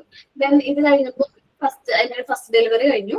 അധികം ഗ്യാപ്പ് ഇല്ലാതെ എനിക്ക് സെക്കൻഡ് ഞാൻ പ്രഗ്നന്റ് ആകുന്നത്. അപ്പൊ അധികം ഗ്യാപ്പ് ഇല്ല, രണ്ടുപേരും നമ്മൾ 2 years ഗ്യാപ്പ് ഉള്ളൂ. അപ്പൊ രണ്ടാമത്തെ ഡെലിവറി കഴിഞ്ഞു കഴിഞ്ഞപ്പോ ഇവിടുത്തെ അമ്മയുടെ, ഹസ്ബൻഡിന്റെ അമ്മയുടെ കൈ ഒടിഞ്ഞു. ഞാൻ എനിക്ക് തോന്നുന്നു രണ്ടാമത്തെ പോലെ ഒരു 54 ദിവസം എങ്ങാണ്ടായിട്ടുള്ളൂ, 64 ദിവസം ആയിട്ടുള്ളൂ. അപ്പോഴേക്കും അമ്മയുടെ 2 കൈ ഒടിഞ്ഞു, വീണിട്ട് 2 കൈ ഒടിഞ്ഞു പ്ലാസ്റ്റർ ഇട്ട് വീട്ടിലിരിക്കുകയാണ്. അപ്പൊ എന്തായാലും ഇത് വീട്ടില് കുക്കിങ്ങും കാര്യങ്ങളൊക്കെ ചെയ്യണം, കുട്ടീനെ നോക്കണം, ബാക്കിയുള്ള എല്ലാ ജോലിയും ചെയ്യാനുണ്ട്, വാഷ് ചെയ്യാനുണ്ട്, കുറേ പ്രശ്നമാണ്. പിന്നെ ആ ഒരു ടൈമാണ് ഡെലിവറി കഴിഞ്ഞിട്ട് സിസേറിയനാണ്, നമ്മൾ റെസ്റ്റ് ചെയ്യുന്ന ടൈമാണ്. ഒരു റെസ്റ്റും അവന് റെസ്റ്റ് ഒന്നും കിട്ടിയിട്ടില്ല കേട്ടോ. അപ്പൊ അങ്ങനെയുള്ള ടൈമിലൂടെയാണ് കടന്നു പോകുന്നത്. അപ്പൊ ആ സമയമായപ്പോ അച്ഛൻ ഹെൽപ്പ് ചെയ്യുന്നു, അനിയൻ ഹെൽപ്പ് ചെയ്യുന്നു, ഹസ്ബൻഡ് ഹെൽപ്പ് ചെയ്യുന്നു, ഭയങ്കരമായിട്ട് ഹെൽപ്പിംഗ് ആയിരിക്കും. ഓവറായിട്ട് എല്ലാവരും നല്ല രീതിയിൽ ഹെൽപ്പ് ചെയ്തു. അല്ലായിരുന്നെങ്കിൽ ഞാൻ എന്താ പറയാ ഒന്നും കറക്റ്റ് ആയിട്ട് ചെയ്യാൻ പറ്റില്ല. കാരണം എന്റെ മൂത്ത മോള് എന്റെ വീട്ടിലാക്കി. പിന്നെ വാവനെ മാത്രമേ നോക്കാനുള്ളൂ. വാവനെ അച്ഛൻ നോക്കും, പകലൊക്കെ അച്ഛൻ നോക്കാണ്. ബാക്കി വീട്ടിലെ ചെറിയ കാര്യങ്ങളൊക്കെ അച്ഛൻ വാഷൊക്കെ ചെയ്തിട്ടുണ്ടെങ്കിൽ ക്ലോത്ത് ഒക്കെ വിരിക്കാനായിട്ട് അനിയൻ കൊണ്ടുവന്ന് ക്ലോത്ത് ഒക്കെ വിരിച്ചിടുന്നു. ഹസ്ബൻഡ് ആണെങ്കിൽ പ്ലേറ്റ് വാഷ് ചെയ്യാനും ക്ലീൻ ചെയ്യാനും കുക്ക് ചെയ്യാനൊക്കെ ഇവരെല്ലാവരും കുക്ക് ചെയ്യാനൊക്കെ ഹെൽപ്പ് ചെയ്യുന്നു. ഓക്കെ. അപ്പൊ അമ്മയ്ക്ക് ഭയങ്കര വിഷമം. അല്ലെങ്കിൽ ഞാൻ കൈ ഒടിഞ്ഞത് കൊണ്ടല്ലേ, കൈ കഴിയാത്തത് കൊണ്ടല്ലേ എന്റെ മക്കൾ ഇങ്ങനെ കഷ്ടപ്പെടുന്നത് എന്നൊക്കെ പറഞ്ഞ് ഡോക്ടറിനോട് പറഞ്ഞ് ഒരു കൈ വെട്ടിയിട്ട് വന്നു. എന്നിട്ട് അമ്മ വീണ്ടും അതേപോലെ എന്ത് ചെയ്യാൻ തുടങ്ങി, പാചകം ചെയ്യാനായിട്ട് തുടങ്ങി. ഇപ്പൊ അന്ന് ആ ഒരു ചേഞ്ചസ് വന്നില്ല എന്നെ ഹെൽപ്പ് ചെയ്തത്. ഇപ്പൊ അച്ഛനും അനിയനും പഴയ പോലെ തന്നെ അമ്മ എല്ലാ കാര്യങ്ങളും എടുത്തു കൊടുക്കണം, ഫുഡ് എടുത്തു കൊടുക്കണം, വെള്ളം എടുത്തു കൊടുക്കണം, അങ്ങനെ ആ പഴയ രീതിയിലേക്ക് തന്നെ പോയിട്ടുണ്ടെങ്കിലും ഹസ്ബൻഡ് കുറച്ച് മനസ്സിലാക്കിയിട്ടുണ്ട് ഇതെല്ലാം ഇപ്പൊ സ്ത്രീകൾക്ക് ചെയ്യാൻ പറ്റുമെങ്കിൽ എന്തുകൊണ്ട് എന്റെ കാര്യങ്ങൾ, എന്റെ ആക്ടിവിറ്റീസും കാര്യങ്ങളും എനിക്ക് തന്നെ ചെയ്തുകൂടാ. ഇപ്പൊ അങ്ങനെ ഐഡന്റിഫൈ ചെയ്ത് വീട്ടാക്കുന്ന കാര്യങ്ങളൊക്കെ മാഷ് തന്നെയാണ് ചെയ്യുന്നത്. ഇപ്പൊ ഫുഡ് കഴിച്ചു കഴിഞ്ഞിട്ടുണ്ടെങ്കിൽ ഫുഡ് വേണമെന്നുണ്ടെങ്കിൽ മാഷന്നെ പോയി ഫുഡ് എടുത്ത് കഴിക്കും. അതേപോലെ പ്ലേറ്റ് ഒക്കെ കറക്റ്റ് ആയിട്ട് ക്ലീൻ ചെയ്ത് വെക്കും. ഡ്രസ്സും കാര്യങ്ങളൊക്കെ വാഷ് ചെയ്യുന്നത് സ്വയമേയാണ്, സ്വന്തം ഡ്രസ്സും കാര്യങ്ങളൊക്കെ വാഷ് ചെയ്യുന്നത് നമുക്കൊരു ഹെൽപ്പാണ്. കാരണം അല്ലെങ്കിൽ നമ്മള് കുട്ടികൾ അല്ലെങ്കിൽ മുതിർന്നു കഴിഞ്ഞാലും ഈ ഒരു പ്രശ്നം ഫോളോ ചെയ്യും. നമ്മൾ ചെറുപ്പത്തിലേ തന്നെ നമ്മൾ എന്ത് ചെയ്യാം, കുട്ടികളെ ഇൻഡിപെൻഡന്റ് ആക്കാനായിട്ട് ശ്രമിക്കുക. അപ്പൊ നമ്മൾ വലുതായി കഴിഞ്ഞിട്ട് നമുക്ക് മാറ്റുമ്പോൾ നമുക്ക് കുറച്ച് പ്രശ്നമുണ്ട്, കുറച്ച് ഡിഫിക്കൽറ്റീസും കാര്യങ്ങളൊക്കെ വരും. നമ്മൾ ചെറുപ്പത്തിലേ തന്നെ നമ്മൾ ശീലിപ്പിക്കുകയാണെങ്കിൽ നമുക്ക് ഈ ഒരു അറ്റാച്ച്മെന്റ് കുറയ്ക്കാനായിട്ട് പറ്റും. ഈ അമ്മമാരാണല്ലേ മെയിൻ പ്രശ്നം. എല്ലാവരും വീട്ടിലും ഈ ഒരു പ്രശ്നം ഉണ്ടാവുമല്ലോ, ഓവറായിട്ട് ഡിപ്പെൻഡ് ചെയ്യും. മാം പറഞ്ഞ അതേ സിറ്റുവേഷൻ ആണ്. എന്റെ അച്ഛനാണെങ്കിൽ അമ്മക്ക് മെൻസസ് ആയ ടൈമിൽ പോലും വീട്ടിൽ കുക്ക് ചെയ്യുന്നതാണ്. ആ ഒരു സിറ്റുവേഷൻ നമ്മൾ ഹസ്ബൻഡിന്റെ വീട്ടിൽ കല്യാണം കഴിച്ചു പോയപ്പോ ഹസ്ബൻഡ് അച്ഛൻ വന്നിട്ട് അമ്മ നമ്മളിപ്പോ ഫുഡ് കഴിക്കുകയാണെങ്കിലും അതിനിടക്ക് വന്നിട്ട് അമ്മ അപ്പടെ ഓടി, അമ്മ എതിർക്കുന്നില്ല, അമ്മ ഒന്നും പറയുന്നില്ല. അപ്പൊ അമ്മ കൈ കഴുകി പോയിട്ട് ഒരു ഫുഡ് എടുത്ത് കൊടുക്കും. പിന്നെ പറഞ്ഞ് അച്ഛൻ മറ്റേ സിനിമയെ കാണുന്ന പോലെ ചായ എന്നിടക്കിടയ്ക്ക് കൊണ്ടായി പോയിട്ട് വിളിക്കും. അപ്പൊ അമ്മ ആ സമയത്ത് ഓടിപ്പോയിട്ട് ഉണ്ടാക്കും. പിന്നെ ആ ശരിയാകും. അമ്മ നമ്മളങ്ങനെ എപ്പോഴും അവൈലബിൾ ആവാൻ പറ്റൂല. ഇപ്പൊ പറഞ്ഞ് അമ്മ ഓക്കെ ആയി. ഇപ്പൊ അച്ഛൻ വന്നാൽ 5 മിനിറ്റ് വെയിറ്റ് ചെയ്യാം, ഞാനിതൊന്ന് കഴിച്ചു തീർത്തോട്ടെ എന്നിട്ട് എടുത്തരാകുമ്പോ അച്ഛൻ ഇപ്പൊ ഓക്കെ ആയി. നമ്മൾ ശീലിപ്പിക്കുന്നുണ്ടാ, അത് നമ്മളങ്ങനെ ഓവറായിട്ട് നമ്മളെ ഡിപ്പെൻഡ് ചെയ്യിപ്പിക്കരുത്. ആദ്യം അങ്ങനെ ചെയ്യരുത്. നമ്മളുടെ ഡ്യൂട്ടിനെ നമ്മുടെ കുട്ടികളെ ഒരിക്കലും ഡിപ്പെൻഡന്റ് ആയിട്ട് വളർത്താതിരിക്കുക. നമ്മുടെ കുട്ടികൾ അമ്മമാരുടെ മെയിനായിട്ടുള്ള പ്രശ്നം, നമ്മുടെ കുട്ടീനെ എന്ത് ചെയ്യരുത്, ഡിപ്പെൻഡന്റ് ആയിട്ട് വളർത്തരുത്. അപ്പൊ ഞാൻ ഈ ഒരു പ്രശ്നം ഈ ഫാമിലി നടന്ന സമയത്ത് എന്റെ എന്താ പറയാ, ഞാൻ തമാശക്ക് പറഞ്ഞു, അവിടെ വീട്ടിൽ ഫാമിലിനെ സംസാരിക്കുന്നതിന്റെ ഇടയിൽ പറഞ്ഞു, ഞാൻ എന്റെ മോനെ മോളും മോനാണ്, മോള് മൂത്തതും മോൻ താഴത്തെയാണ്. അപ്പൊ മോള് എന്തോ അവിടെ വർക്ക് ചെയ്യണം, അവിടെ ക്ലീൻ ചെയ്യുന്ന പോലെയൊക്കെ കാണിക്കുന്നു. അപ്പൊ അമ്മ പറഞ്ഞപ്പോ തന്നെ പറഞ്ഞു, പഠിച്ചു പെൺകുട്ടിയല്ലേ, മറ്റു വീട്ടിൽ പോയിട്ട് ജോലി ചെയ്യണ്ടല്ലേ എന്നുള്ള രീതിയിൽ സംസാരിച്ചു. എനിക്കത് ഇഷ്ടമായില്ലേ. പറഞ്ഞു പെൺകുട്ടി ആയാലും ആൺകുട്ടിയായാലും ഇവനെ ആയാലും ഞാൻ ഇവന്റെ ആക്ടിവിറ്റീസ് കാര്യങ്ങളും ഇവനെ കൊണ്ട് തന്നെ ചെയ്യിപ്പിക്കുള്ളൂ എന്ന് ഞാൻ പറഞ്ഞു കേട്ടോ. അപ്പൊ അമ്മ പറഞ്ഞു അതെന്തിനാണ് അത് ചെയ്ത് കൊടുക്കാനല്ലേ ഞാനുള്ളത് എന്നുള്ള രീതി സംസാരിച്ചു. ഞാൻ പറഞ്ഞു അങ്ങനെ എല്ലാ കുട്ടികളെ വളർത്തുന്നത്, ഞാൻ എന്റെ മോനെ വളർത്തുമ്പോ ഞാൻ ഇങ്ങനെ ആയിരിക്കും വളർത്തുന്നത്. അപ്പൊ നമ്മുടെ മോനെ വളർത്തി വെച്ചിട്ടുണ്ടല്ലോ, അത് മതി എന്ന് പറഞ്ഞു. ജസ്റ്റ് തമാശ രീതിയിൽ പറഞ്ഞതാണ്. അത് എന്റെ ഹസ്ബൻഡ് അത് ഉൾക്കൊണ്ടുപോകുന്ന പറഞ്ഞിട്ട് അതിന്റെ വിഷമം കൊണ്ടാണെന്ന് പറഞ്ഞിട്ട് ആള് നന്നായിട്ടുണ്ട്. ഒത്തിരി പ്രശ്നം ഉണ്ടായിരുന്നു. കാരണം നമ്മൾ വളർന്നു വന്ന സാഹചര്യവും ഇവിടുത്തെ സാഹചര്യവും ഇവിടെ അറ്റാച്ച്മെന്റ് ഒത്തിരി ഓവറായിട്ടുള്ള അറ്റാച്ച്മെന്റ് ആയിരുന്നു. അതൊക്കെ കുറച്ചൊക്കെ ഞാൻ സോൾവ് ചെയ്തിട്ടുണ്ട്. കാരണം എനിക്കാണെങ്കിൽ എന്റെ കാര്യങ്ങളൊക്കെ ഇൻഡിപെൻഡന്റ് ആയിട്ട് ചെയ്യണം, അങ്ങനെ ഒരു ക്യാരക്ടറാണ്. അതുകൊണ്ട് മറ്റുള്ളവർ ഓവറായിട്ട് നമ്മൾ ഡിപ്പെൻഡ് ചെയ്യുമ്പോൾ നമുക്കത് എന്ത് ചെയ്യാൻ പറ്റുന്നില്ല, അക്സെപ്റ്റ് ചെയ്യാൻ പറ്റുന്നില്ല. പക്ഷെ അമ്മ ഇപ്പോഴും അതേപോലെ തന്നെയാ, പഴയ ക്യാരക്ടർ തന്നെയാ ഫോളോ ചെയ്യുന്നത്. നമ്മളങ്ങനെ അവൈലബിൾ ആവുന്നോണ്ടാണ് മാം. നമ്മൾ കുറച്ച് ഒരു 5 മിനിറ്റ് വെയിറ്റ് ചെയ്തെങ്കിൽ അവർ ചിലപ്പം കേൾക്കും. അവർ പറയുന്നതിന് മുമ്പ് ചെയ്തു കൊടുക്കുന്നോണ്ടാണുള്ള പ്രശ്നം. ഓക്കെ. നമ്മളപ്പോ നമ്മുടെ കുട്ടികളെ നമ്മൾ വളർത്തുമ്പോൾ ഡിപ്പെൻഡന്റ് ആയിട്ട് വളർത്താൻ പാടില്ല, ഇൻഡിപെൻഡന്റ് ആയിട്ട് വളർത്താം. അവരെ കൊണ്ട് ഓരോ ഏജ് അപ്രോപ്രിയേറ്റ് ആയിട്ടുള്ള ടാസ്കുകൾ ചെയ്യിക്കാം. ഇപ്പൊ എന്റെ മോളാണെങ്കിൽ കുക്കിംഗ് സ്റ്റാർട്ട് ചെയ്തിട്ടുണ്ട്. എഗ് റോസ്റ്റ് ഉണ്ടാക്കും അവൾ തനിയെ. ഹെൽപ്പ് ചെയ്യും, ഞാൻ ഹെൽപ്പ് ചെയ്യും. പക്ഷെ എന്നാലും എഗ് റോസ്റ്റ് ഉണ്ടാക്കും, അവള് തന്നെ എഗ് റോസ്റ്റ് ഉണ്ടാക്കും. പിന്നെ മറിച്ച് കാര്യമായിട്ട് എന്നെ വിളിക്കാറുണ്ട്, അപ്പൊ ഞാൻ ചെയ്യും. അപ്പൊ അമ്മ പറയും അയ്യോ കൈ കൊള്ളും, അയ്യോ അവളെ ഗ്യാസിന്റെ അടുത്ത് മാറ്റും എന്നൊക്കെ പറയും. ഞാൻ പക്ഷെ അധികം ഓവറായിട്ട് എന്തില്ല ശ്രദ്ധിക്കില്ല. കാരണം പ്രാക്ടിക്കൽ ലൈഫ് ഏരിയ അവർക്ക് കിട്ടേണ്ടതാണ്. നമ്മൾ മോണ്ടിസോറി പറയുന്നുണ്ട് പ്രാക്ടിക്കൽ ലൈഫ് ഏരിയനെ കുറിച്ചും കുക്കിങ്ങിനെ കുറിച്ചും കാര്യങ്ങളൊക്കെ പറയുന്നുണ്ട്. അതവർക്ക് പ്രാക്ടിക്കലി നമ്മൾ ആ ലൈഫ് ആക്ടിവിറ്റീസും കാര്യങ്ങളും നമ്മൾ ഇൻട്രൊഡ്യൂസ് ആണ് ചെയ്യേണ്ടത്. പിന്നെ ചെറുപ്പത്തിൽ ഇപ്പോ എന്റെ മോള് ചെറുതായിരുന്ന സമയത്ത് 2 വയസ്സൊക്കെ ഉള്ള സമയത്ത് അമ്മ പറയും, എല്ലാവരും പറഞ്ഞു ഗ്ലാസ് നമ്മള് എന്താ പറയാ സ്റ്റീൽ ഗ്ലാസ്സിൽ വെള്ളം കൊടുക്കാൻ പറഞ്ഞു. സ്റ്റീൽ ഗ്ലാസ്സിൽ വെള്ളം കൊടുക്കുമ്പോൾ അവർക്ക് അത് വിഷമമാണ്, അവർക്ക് വേണ്ടെങ്കിൽ മറ്റേ ചില്ലിന്റെ ഗ്ലാസ്സിന് മതി എന്ന് പറയും. അപ്പൊ ഞാൻ എന്തെന്ന് വെച്ചാൽ ഞാൻ ചില്ലിന്റെ ഗ്ലാസ്സിൽ തന്നെ അവർക്ക് വെള്ളം കൊടുക്കാൻ തുടങ്ങി. ആദ്യം ഞാൻ ജസ്റ്റ് ഒന്ന് പിടിച്ചൊക്കെ കൊടുക്കും. അപ്പൊ പിന്നെ ഞാൻ കൊടുക്കുമ്പോൾ പറയും കുഞ്ഞു പിടിച്ചോട്ടെ, സൂക്ഷിച്ചു പിടിക്കണോട്ടെ, ചില്ലിന്റെ ഗ്ലാസ് ആണ്, താഴെ വീണാൽ കാലിൽ വീഴും, വേദന എടുക്കും പറയും. പിന്നീട് അവൾ എന്താണ്, അവള് തന്നെ ഗ്ലാസ്സിലേക്ക് വെള്ളം ഒഴിച്ച് അവൾ തന്നെ കുടിക്കാറായി. കാരണം ആ ഒരു ഹാൻഡിൽ ചെയ്യുമ്പോൾ അത് ഓരോ കുട്ടികളും അത് പ്രാക്ടീസ് ചെയ്യുമ്പോൾ അതൊരു പെർഫെക്റ്റ് ആയിട്ട് മാറാണ്. അതെങ്ങനെ ഹോൾഡ് ചെയ്യണം, അതെങ്ങനെ പിടിക്കണം എന്നുള്ള കാര്യങ്ങളൊക്കെ അവർ എന്തെയാണ് മനസ്സിലാക്കുകയാണ്. ഒന്നിൽ നിന്നും അവരെ ഏകദേശം എല്ലാ കാര്യങ്ങളും അവർ തന്നെ ട്രെയിൻ ചെയ്യിക്കുന്നത് നമുക്ക് ഓരോരുത്തർക്കാണ്. നമ്മൾ പഠിക്കുന്ന മെത്തേഡ് നമ്മൾ ആദ്യം ഇംപ്ലിമെന്റ് ചെയ്യേണ്ടത് നമ്മളുടെ കുട്ടികളിൽ തന്നെയാണ്. ഒത്തിരി മാറ്റങ്ങൾ നമുക്ക് കാണാൻ പറ്റും. ഇപ്പോൾ എന്റെ ഇളയ മോൻ 2.5 വയസ്സ് ആയിരുന്ന സമയത്ത് 1.5 വയസ്സ് മുതൽ ആളുടെ ഒരു ഹോബി ഞാൻ പറയാം, ഞാൻ കിച്ചണിലാണെങ്കിൽ ഇപ്പൊ ഭക്ഷണമൊക്കെ കഴിച്ചു കഴിഞ്ഞിട്ടുണ്ടെങ്കിൽ ഞാൻ പറഞ്ഞല്ലോ ഹസ്ബൻഡ് ഫാദറും അനിയനൊക്കെ ഭക്ഷണം കഴിച്ചു കഴിഞ്ഞാൽ പ്ലേറ്റ് പോലും തിരിച്ചു കൊണ്ടു വയ്ക്കില്ല. അപ്പൊ അവൻ എന്ത് ചെയ്യുന്ന വെച്ചാല് ഈ പ്ലേറ്റ് എന്ത് ചെയ്യും, അവൻ എടുത്തുകൊണ്ട് വന്ന് കിച്ചണിൽ കൊണ്ടുതരും. എനിക്ക് ഗ്ലാസ് ആണെങ്കിൽ ഗ്ലാസ്, പ്ലേറ്റ് ആണെങ്കിൽ പ്ലേറ്റ് അവൻ കിച്ചണിൽ കൊണ്ടുതരും. അപ്പൊ ഞാൻ അവൻ എന്ത് ചെയ്യുന്ന പറഞ്ഞിട്ടുണ്ടെങ്കിൽ ഗുഡ് ബോയ്, താങ്ക് യു പറയും, ഗുഡ് ബോയ് ആണ് എന്ന് പറയും. ഇപ്പൊ എനിക്ക് ഭയങ്കര ഹെൽപ്പാണ്. കാരണം എന്താണ്, എപ്പോഴും കളക്ട് ചെയ്യേണ്ട പാത്രങ്ങൾ, കാരണം ഞാൻ വാഷ് ചെയ്യാൻ നിൽക്കുകയാണെന്ന് അവൻ കണ്ടു കഴിഞ്ഞാല് എവിടെയൊക്കെ പാത്രങ്ങളുണ്ടോ അതെല്ലാം അവൻ എനിക്ക് ഓരോന്നായിട്ട് കൊണ്ടുതരും. അത് നമ്മൾ ആ ഒരു എന്താണ് അപ്രിസിയേഷനും കാര്യങ്ങളൊക്കെ കൊടുത്ത് നമ്മളത് പറയല്ല ചെയ്യേണ്ടത്, നമ്മൾ അവരെ കൊണ്ട് അതിങ്ങനെ അപ്രിസിയേറ്റ് ചെയ്യിച്ച് അവർ ആ ഒരു ഇതിലേക്ക് വരുത്താം. പിന്നെ മോളുടെ കാര്യം പറയുകയാണെങ്കിൽ നമ്മൾ ക്ലോത്ത് ഒക്കെ മടക്കുന്ന സമയത്ത് ഞാൻ കറക്റ്റ് ആയിട്ട് ഇങ്ങനെ ഇത് വെക്കുമ്പോ ഞാൻ ഇന്ന സ്ഥലത്ത് ഇന്ന ക്ലോത്ത് വെക്കണം, ഇന്ന സ്ഥലത്ത് ഇന്ന ക്ലോത്ത് വെക്കണം എന്നൊക്കെ പറയുമ്പോൾ അവള് തന്നെ ഞാനും അവളും കൂടെ ഒരുമിച്ചിരുന്ന് അതെന്ത് ചെയ്യും, പടക്കി കറക്റ്റ് പ്ലേസിൽ വെക്കും. പിന്നെ ഞാനെങ്ങാനും നമ്മള് മുതിർന്നവരല്ലേ, ഞാൻ മറന്നു പോകും, ഞാൻ എടുത്ത് എന്റെ ക്ലോത്ത് എങ്ങാനും അവളുടെ പ്ലേസിൽ വെച്ച് അവള് പറയും, അമ്മ എന്താ ചെയ്തേ, ഇത് എന്റെ പ്ലേസ് അല്ലേ, ഇവിടെ അല്ല അവിടെ ക്ലോത്ത് വെക്കട്ടെ, അവിടെയാണ്. നമ്മളോട് പറയാണ്, ആൾക്കറിയാം അവ കുട്ടികളുടെ ഓർഡറും കുട്ടികളത് ഓർത്തിരിക്കുകയാണ്, ഇന്ന സ്ഥലത്ത് ഇന്നത് വേണം, ഇന്ന സ്ഥലത്താണ് ഇന്നതിന്റെ പ്ലേസ്. അവർ ആ ഒരു ഓർഡർ ഇഷ്ടപ്പെടും. എന്റെ റിയൽ എക്സ്പീരിയൻസ് ആണ്. കാരണം ഞാൻ അറിയാണ്ട് എടുത്ത് എന്റെ ഡ്രസ്സ് എടുത്ത് അവളുടെ ഇതിൽ വെച്ചാണ് അവൾ പ്ലാൻ ചെയ്യാണ് എന്നെ, എന്റെ പ്ലേസ് ആണ്, അവിടെ പ്ലേസ് അതാണ്, അവിടെ വെക്കേണ്ടത്. പക്ഷെ നല്ലത്, കാരണം അവരും ഓക്കെ ആ ഒരു ഓർഡർ കാര്യങ്ങളൊക്കെ ഫോളോ ചെയ്യാണ്. അപ്പൊ നമ്മള് കുട്ടികളെ അറ്റാച്ച് ആയിട്ട് വളർത്താതിരിക്കാൻ നോക്കുക, ഇൻഡിപെൻഡന്റ് ആയിട്ട് വളർത്താം. ഇപ്പൊ പണ്ടൊക്കെ നമ്മൾ കേട്ടിട്ടുണ്ടാവും, ഹോസ്റ്റലിലൊക്കെ പോകുമ്പോഴാണ് കുട്ടികൾ മെയിൻ ആയിട്ടുള്ള പ്രശ്നം പറ്റുന്നത്. അല്ലെങ്കിൽ അവർക്ക് ആ ഹോസ്റ്റലിൽ നിൽക്കാൻ പറ്റുന്നില്ല. എന്റെ ഒരു കസിൻ എനിക്ക് തോന്നുന്നു ബാംഗ്ലൂര് പോയി, +2 കഴിഞ്ഞിട്ട് ബാംഗ്ലൂർ പോയി. 7 lakh rupees അവരതിൽ അവരുടെ കോഴ്സ് റിലേറ്റഡ് ആയിട്ട് ഹോസ്റ്റൽ അങ്ങനെ ഫീസും കാര്യങ്ങളൊക്കെ സ്പെൻഡ് ചെയ്തിട്ടുണ്ടായിരുന്നു. 7 ലക്ഷം രൂപയോളം അവന്റെ സ്റ്റഡീസിന് വേണ്ടിയിട്ട് അവർ സ്പെൻഡ് ചെയ്തു. എന്താ പറയുക, ചാച്ചനും മേമയും സ്പെൻഡ് ചെയ്തിട്ടുണ്ടായിരുന്നു. അവർ ഗവൺമെന്റ് ജോലിയൊക്കെയാണ്, അപ്പൊ അവർക്ക് സ്പെൻഡ് ചെയ്യാനായിട്ട് അത്രയും പൈസയൊക്കെ ഉണ്ട്, സ്പെൻഡ് ചെയ്തു. ഓക്കെ. പക്ഷേ ഇപ്പൊ എന്ത് ചെയ്തു, 1.5 വർഷമായി കഴിഞ്ഞപ്പോഴേക്കും ആ ഒരു കോഴ്സ് വേണ്ട, അത് നിർത്തി അവൻ എന്ത് ചെയ്തു, വീട്ടിലേക്ക് തിരിച്ചു വരാണ് ചെയ്തത്. ഈ 7 ലക്ഷം രൂപ സ്പെൻഡ് ചെയ്തത് വെറുതെ. ചില ഒട്ടും അതിന് ഒരു റിട്ടേൺ അവർക്ക് കിട്ടിയില്ല, തിരിച്ചൊന്നും കിട്ടിയില്ല. അപ്പൊ എന്തുകൊണ്ടാണെന്ന് ഞങ്ങൾ ചോദിച്ചറിഞ്ഞപ്പോ മനസ്സിലായത്, അവിടെ ചെന്നപ്പോ അവര് ഫുഡ് ഒട്ടും പറ്റുന്നില്ല, അമ്മയുടെ ഫുഡ് പോലെ ആവുന്നില്ല, എവിടുത്തെ ഫുഡ്, ഹോസ്റ്റലിലെ ഫുഡ്.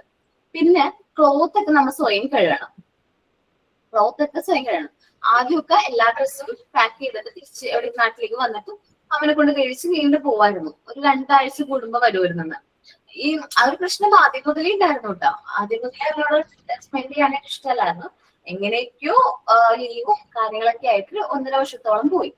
പിന്നെ എന്താ പറയാ, ഒരു ഫുഡ് പറ്റുന്നില്ല, ഡ്രസ്സസ് തനിയെ എന്തെങ്കിലും കഴുകണം, അതേപോലെ യൂണിഫോം അയൺ ചെയ്യണം, നമ്മൾ സ്വയം അയൺ ചെയ്യണം. ഇതൊക്കെ അവർക്ക് അയൺ ചെയ്യാനൊക്കെ പ്ലേസ് ഉണ്ട്, പക്ഷെ സ്വയം ചെയ്യുന്നത് അവനൊരു ഭാരമായിട്ട് തോന്നി. ഞാൻ ആലോചിച്ചു, അവിടെ ഞാൻ നോക്കി കഴിഞ്ഞപ്പോൾ എനിക്ക് മനസ്സിലായി. കാരണം ചാച്ചനും പിന്നെ അനിയന്മാർ എനിക്കുള്ള 2 പേര്, 2 അനിയന്മാര്, പിന്നെ മേമയും മാത്രമേ ഉള്ളൂ. അപ്പൊ മനസ്സിലായി. ഇവിടെയും മേമ എന്താണ് ഈ 2-3 പേരെ വഷളാക്കി വെച്ചിരിക്കുക. എല്ലാ കാര്യങ്ങളും ചെയ്ത് കൊടുത്ത് ശീലിപ്പിച്ച് എന്റെ ഹസ്ബൻഡ് ഫാമിലി എങ്ങനെയാണോ അതേപോലെ തന്നെ അവരെയും ശീലിപ്പിച്ചുകൊണ്ടാണ് ഈ ഒരു പ്രശ്നം പറ്റിയത്. കാരണം ഈ കോഴ്സ് കംപ്ലീറ്റ് ചെയ്ത് പ്ലേസ്ഡ് ആയി കഴിഞ്ഞാൽ നല്ല സാലറിയിൽ ജോലി കിട്ടും. പക്ഷെ അത് വേണ്ടാന്ന് വെച്ച് അവരത് തിരിച്ചു പോന്ന് നാട്ടിലെന്തോ വേറെന്തോ കോഴ്സാ ചെയ്തിട്ട് പിന്നീട് ചില അത്രയും നല്ലൊരു ഓപ്പർച്യൂണിറ്റി വേണ്ടാന്ന് വെക്കാനുള്ള കാരണം ഈ ഒരു അറ്റാച്ച്മെന്റ് ആണ്. എന്നുവെച്ചാൽ അമ്മ എല്ലാ കാര്യങ്ങളും ചെയ്തു കൊടുക്കുന്നു. രാവിലെ എഴുന്നേൽക്കുമ്പോൾ തന്നെ ബെഡിന്റെ തൊട്ടടുത്ത് എന്ത് വരുന്നു, ചായ വരുന്നു, കോഫി അച്ചോ ടീയോ എന്താണെന്ന് വെച്ചാൽ അത് വരുന്നു, അത് കുടിക്കുന്നു. ദെൻ ബ്രഷ് ചെയ്യാൻ അമ്മ പറഞ്ഞ് ബ്രഷും പേസ്റ്റും കയ്യിലെടുത്ത് കൊടുക്കുന്നു. ദെൻ ബ്രഷ് ചെയ്യുന്നു. കുളിക്കാൻ വേണ്ടിയിട്ട് ടവലും ഡ്രസ്സും കാര്യങ്ങളും ബാത്റൂമിൽ കൊണ്ടുവന്ന് വെക്കുന്നു. ചൂടുവെള്ളം അല്ലെങ്കിൽ വെള്ളം എന്താ വെച്ചാൽ അത് ബാത്റൂമിലേക്ക് എത്തിക്കുന്നു. ഇത്രയും എത്തി. ഞാൻ പറയുന്നില്ല, ഏറ്റവും സ്ഥലത്ത് ഫുഡ് വാരി കൊടുക്കുന്നു. ഏറ്റവും സ്ഥലത്ത് കാര്യങ്ങൾ നമ്മൾ ചെയ്തു കൊടുക്കുമ്പോൾ ഓവറായിട്ട് അവർ നമ്മൾ എന്ത് ചെയ്യും, ഡിപ്പെൻഡ് ചെയ്യും. അപ്പൊ ഈ ഒരു പ്രശ്നം കുട്ടികളിൽ നമ്മൾ മാക്സിമം അവോയ്ഡ് ചെയ്യാം. നമ്മുടെ ജനറേഷൻ മുതലെങ്കിലും നമ്മൾ ഈ ഒരു പ്രശ്നം നമ്മൾ എന്ത് ചെയ്യാം, സോൾവ് ചെയ്യേണ്ട ഉത്തരവാദിത്വം നമ്മൾ ഓരോ ആർക്കുണ്ട്. അമ്മമാരെന്ന നിലയിൽ അമ്മമാർക്കും ഉണ്ട്, ടീച്ചേഴ്സ് എന്ന നിലയിൽ ടീച്ചേഴ്സ് ഉണ്ട്. നമുക്ക് പറഞ്ഞു കൊടുക്കാം ഈ ആക്ടിവിറ്റീസും കാര്യങ്ങളും അവരെ കൊണ്ട് ചെയ്യിപ്പിക്കേണ്ടത് നിങ്ങൾ ചെയ്യേണ്ടതാണ്. അത് നമ്മള് പ്രാക്ടിക്കൽ ലൈഫ് ഏരിയയിൽ നിങ്ങൾ കുറെ കാര്യങ്ങൾ കണ്ടിട്ടുണ്ടാവില്ലേ. അപ്പൊ ഇത് നിങ്ങൾ ചെയ്യേണ്ടതാണെന്ന് നമ്മൾ ടീച്ചേഴ്സ് നിന്ന് പറഞ്ഞു കൊടുക്കുമ്പോൾ അവരത് ഫോളോ ചെയ്തോളും. ഇപ്പോ ബട്ടൺസ് ഇടാനായിട്ട് നമ്മൾ ബട്ടണിങ് ഫ്രെയിം യൂസ് ചെയ്യാണ്. പിന്നെ കുട്ടികൾ നല്ല രീതിയിൽ ആ ബട്ടണിങ് ഫ്രെയിം യൂസ് ചെയ്യുമ്പോൾ അവർക്ക് മനസ്സിലാവും ഈ ബട്ടൺസ് അവരുടെ യൂണിഫോമിൽ പോലും ബട്ടൺസ് അവർ സ്വന്തമായിട്ട് ഇടാൻ പറ്റും. അപ്പൊ അമ്മയോട് പറയും, നോ അമ്മ ഞാൻ ചെയ്തോളാം, എനിക്കറിയാം എന്ന് പറയും. ഷൂലേസ് ഇടാൻ ഷൂലേസിന്റെ ഫ്രെയിം ഉണ്ട്. ഫ്രെയിമിൽ അവർ യൂസ് ചെയ്യുമ്പോൾ ഷൂലേസ് അവർക്ക് തനിയെ കെട്ടാൻ പറ്റും. അപ്പൊ അമ്മ വന്ന് ഷൂലേസ് ഇട്ടാൻ പോകുമ്പോൾ പറയും, അമ്മയോട് പറയും, നോനോ അമ്മ ഞാൻ ചെയ്തോളാം. എന്നുവെച്ചാൽ അവരെ ഓരോ കാര്യങ്ങളും നമ്മൾ എന്ത് ചെയ്യാൻ ഇൻട്രൊഡ്യൂസ് ചെയ്യാണ് വേണ്ടത്. ഇപ്പൊ എന്റെ മോളുടെ കേസ് ആണെങ്കിൽ അവൾ ആദ്യം എന്നോട് ചെയ്ത് തരുമെന്ന് ചോദിക്കും. ഞാൻ പറയും, ഒന്ന് ചെയ്ത് നോക്ക്, സ്വയമായിട്ടൊക്കെ ചെയ്ത് നോക്ക്. ശരിയാവാണെങ്കിൽ, ശരിയായില്ലെങ്കിൽ അമ്മ ചെയ്ത് തരാന്ന് പറയും. അവള് അത് ചെയ്തിപ്പോ ചിലപ്പോൾ ശരിയാവും. ഞാൻ പറയും, ആ കുട്ടികളാണല്ലോ, നല്ല രസമുണ്ടല്ലോ, അങ്ങനെ പറയുമ്പോ അവൾ എന്ത് ചെയ്യും, വീണ്ടും അത് തന്നെ ചെയ്യും. അവൾ തന്നെ സ്വയം ചെയ്യും. അപ്പൊ നമ്മള് എന്താണ് ചെറുപ്പം മുതലേ നമ്മൾ അവര് നമ്മളിൽ നിന്ന് എന്താണ് ഡിഫറെന്റ് ആകുന്നത് കുറച്ചായിട്ട് എന്ത് ചെയ്യണം, ഒഴിവാക്കണം. ഓക്കെ, ഇത്രയുമാണ് എനിക്ക് ഇന്ന് ക്ലാസ്സിൽ പറയാനുള്ളത്. ഇതിലൊന്നും പറഞ്ഞില്ല. 2 ഡീവിയേഷൻസ് മാത്രമേ പറഞ്ഞുള്ളൂ. നമുക്ക് നെക്സ്റ്റ് ക്ലാസ്സിൽ കൂടുതൽ ഡീറ്റെയിൽഡ് ആയിട്ട് നോക്കാം കേട്ടോ. പറഞ്ഞോടാ. സെൻഡ് ചെയ്തില്ല, ഇപ്പൊ ചെയ്തോട്ടെ. എന്താണ് പിങ്ക് ടവർ ചെയ്തോ? ഓക്കെ, പ്രസന്റ് ചെയ്തോടാ. ഓക്കെ.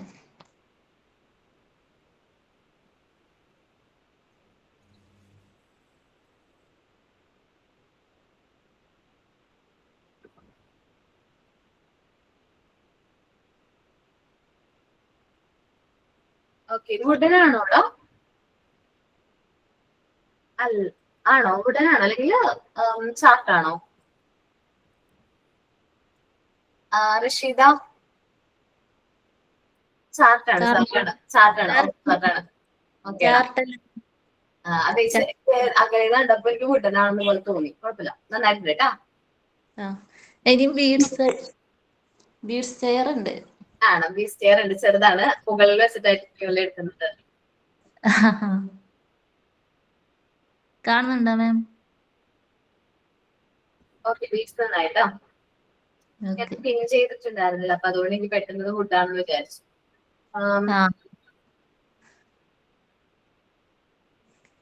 Pink tower. ഓക്കെ, നന്നായിട്ടുണ്ട് കേട്ടോ.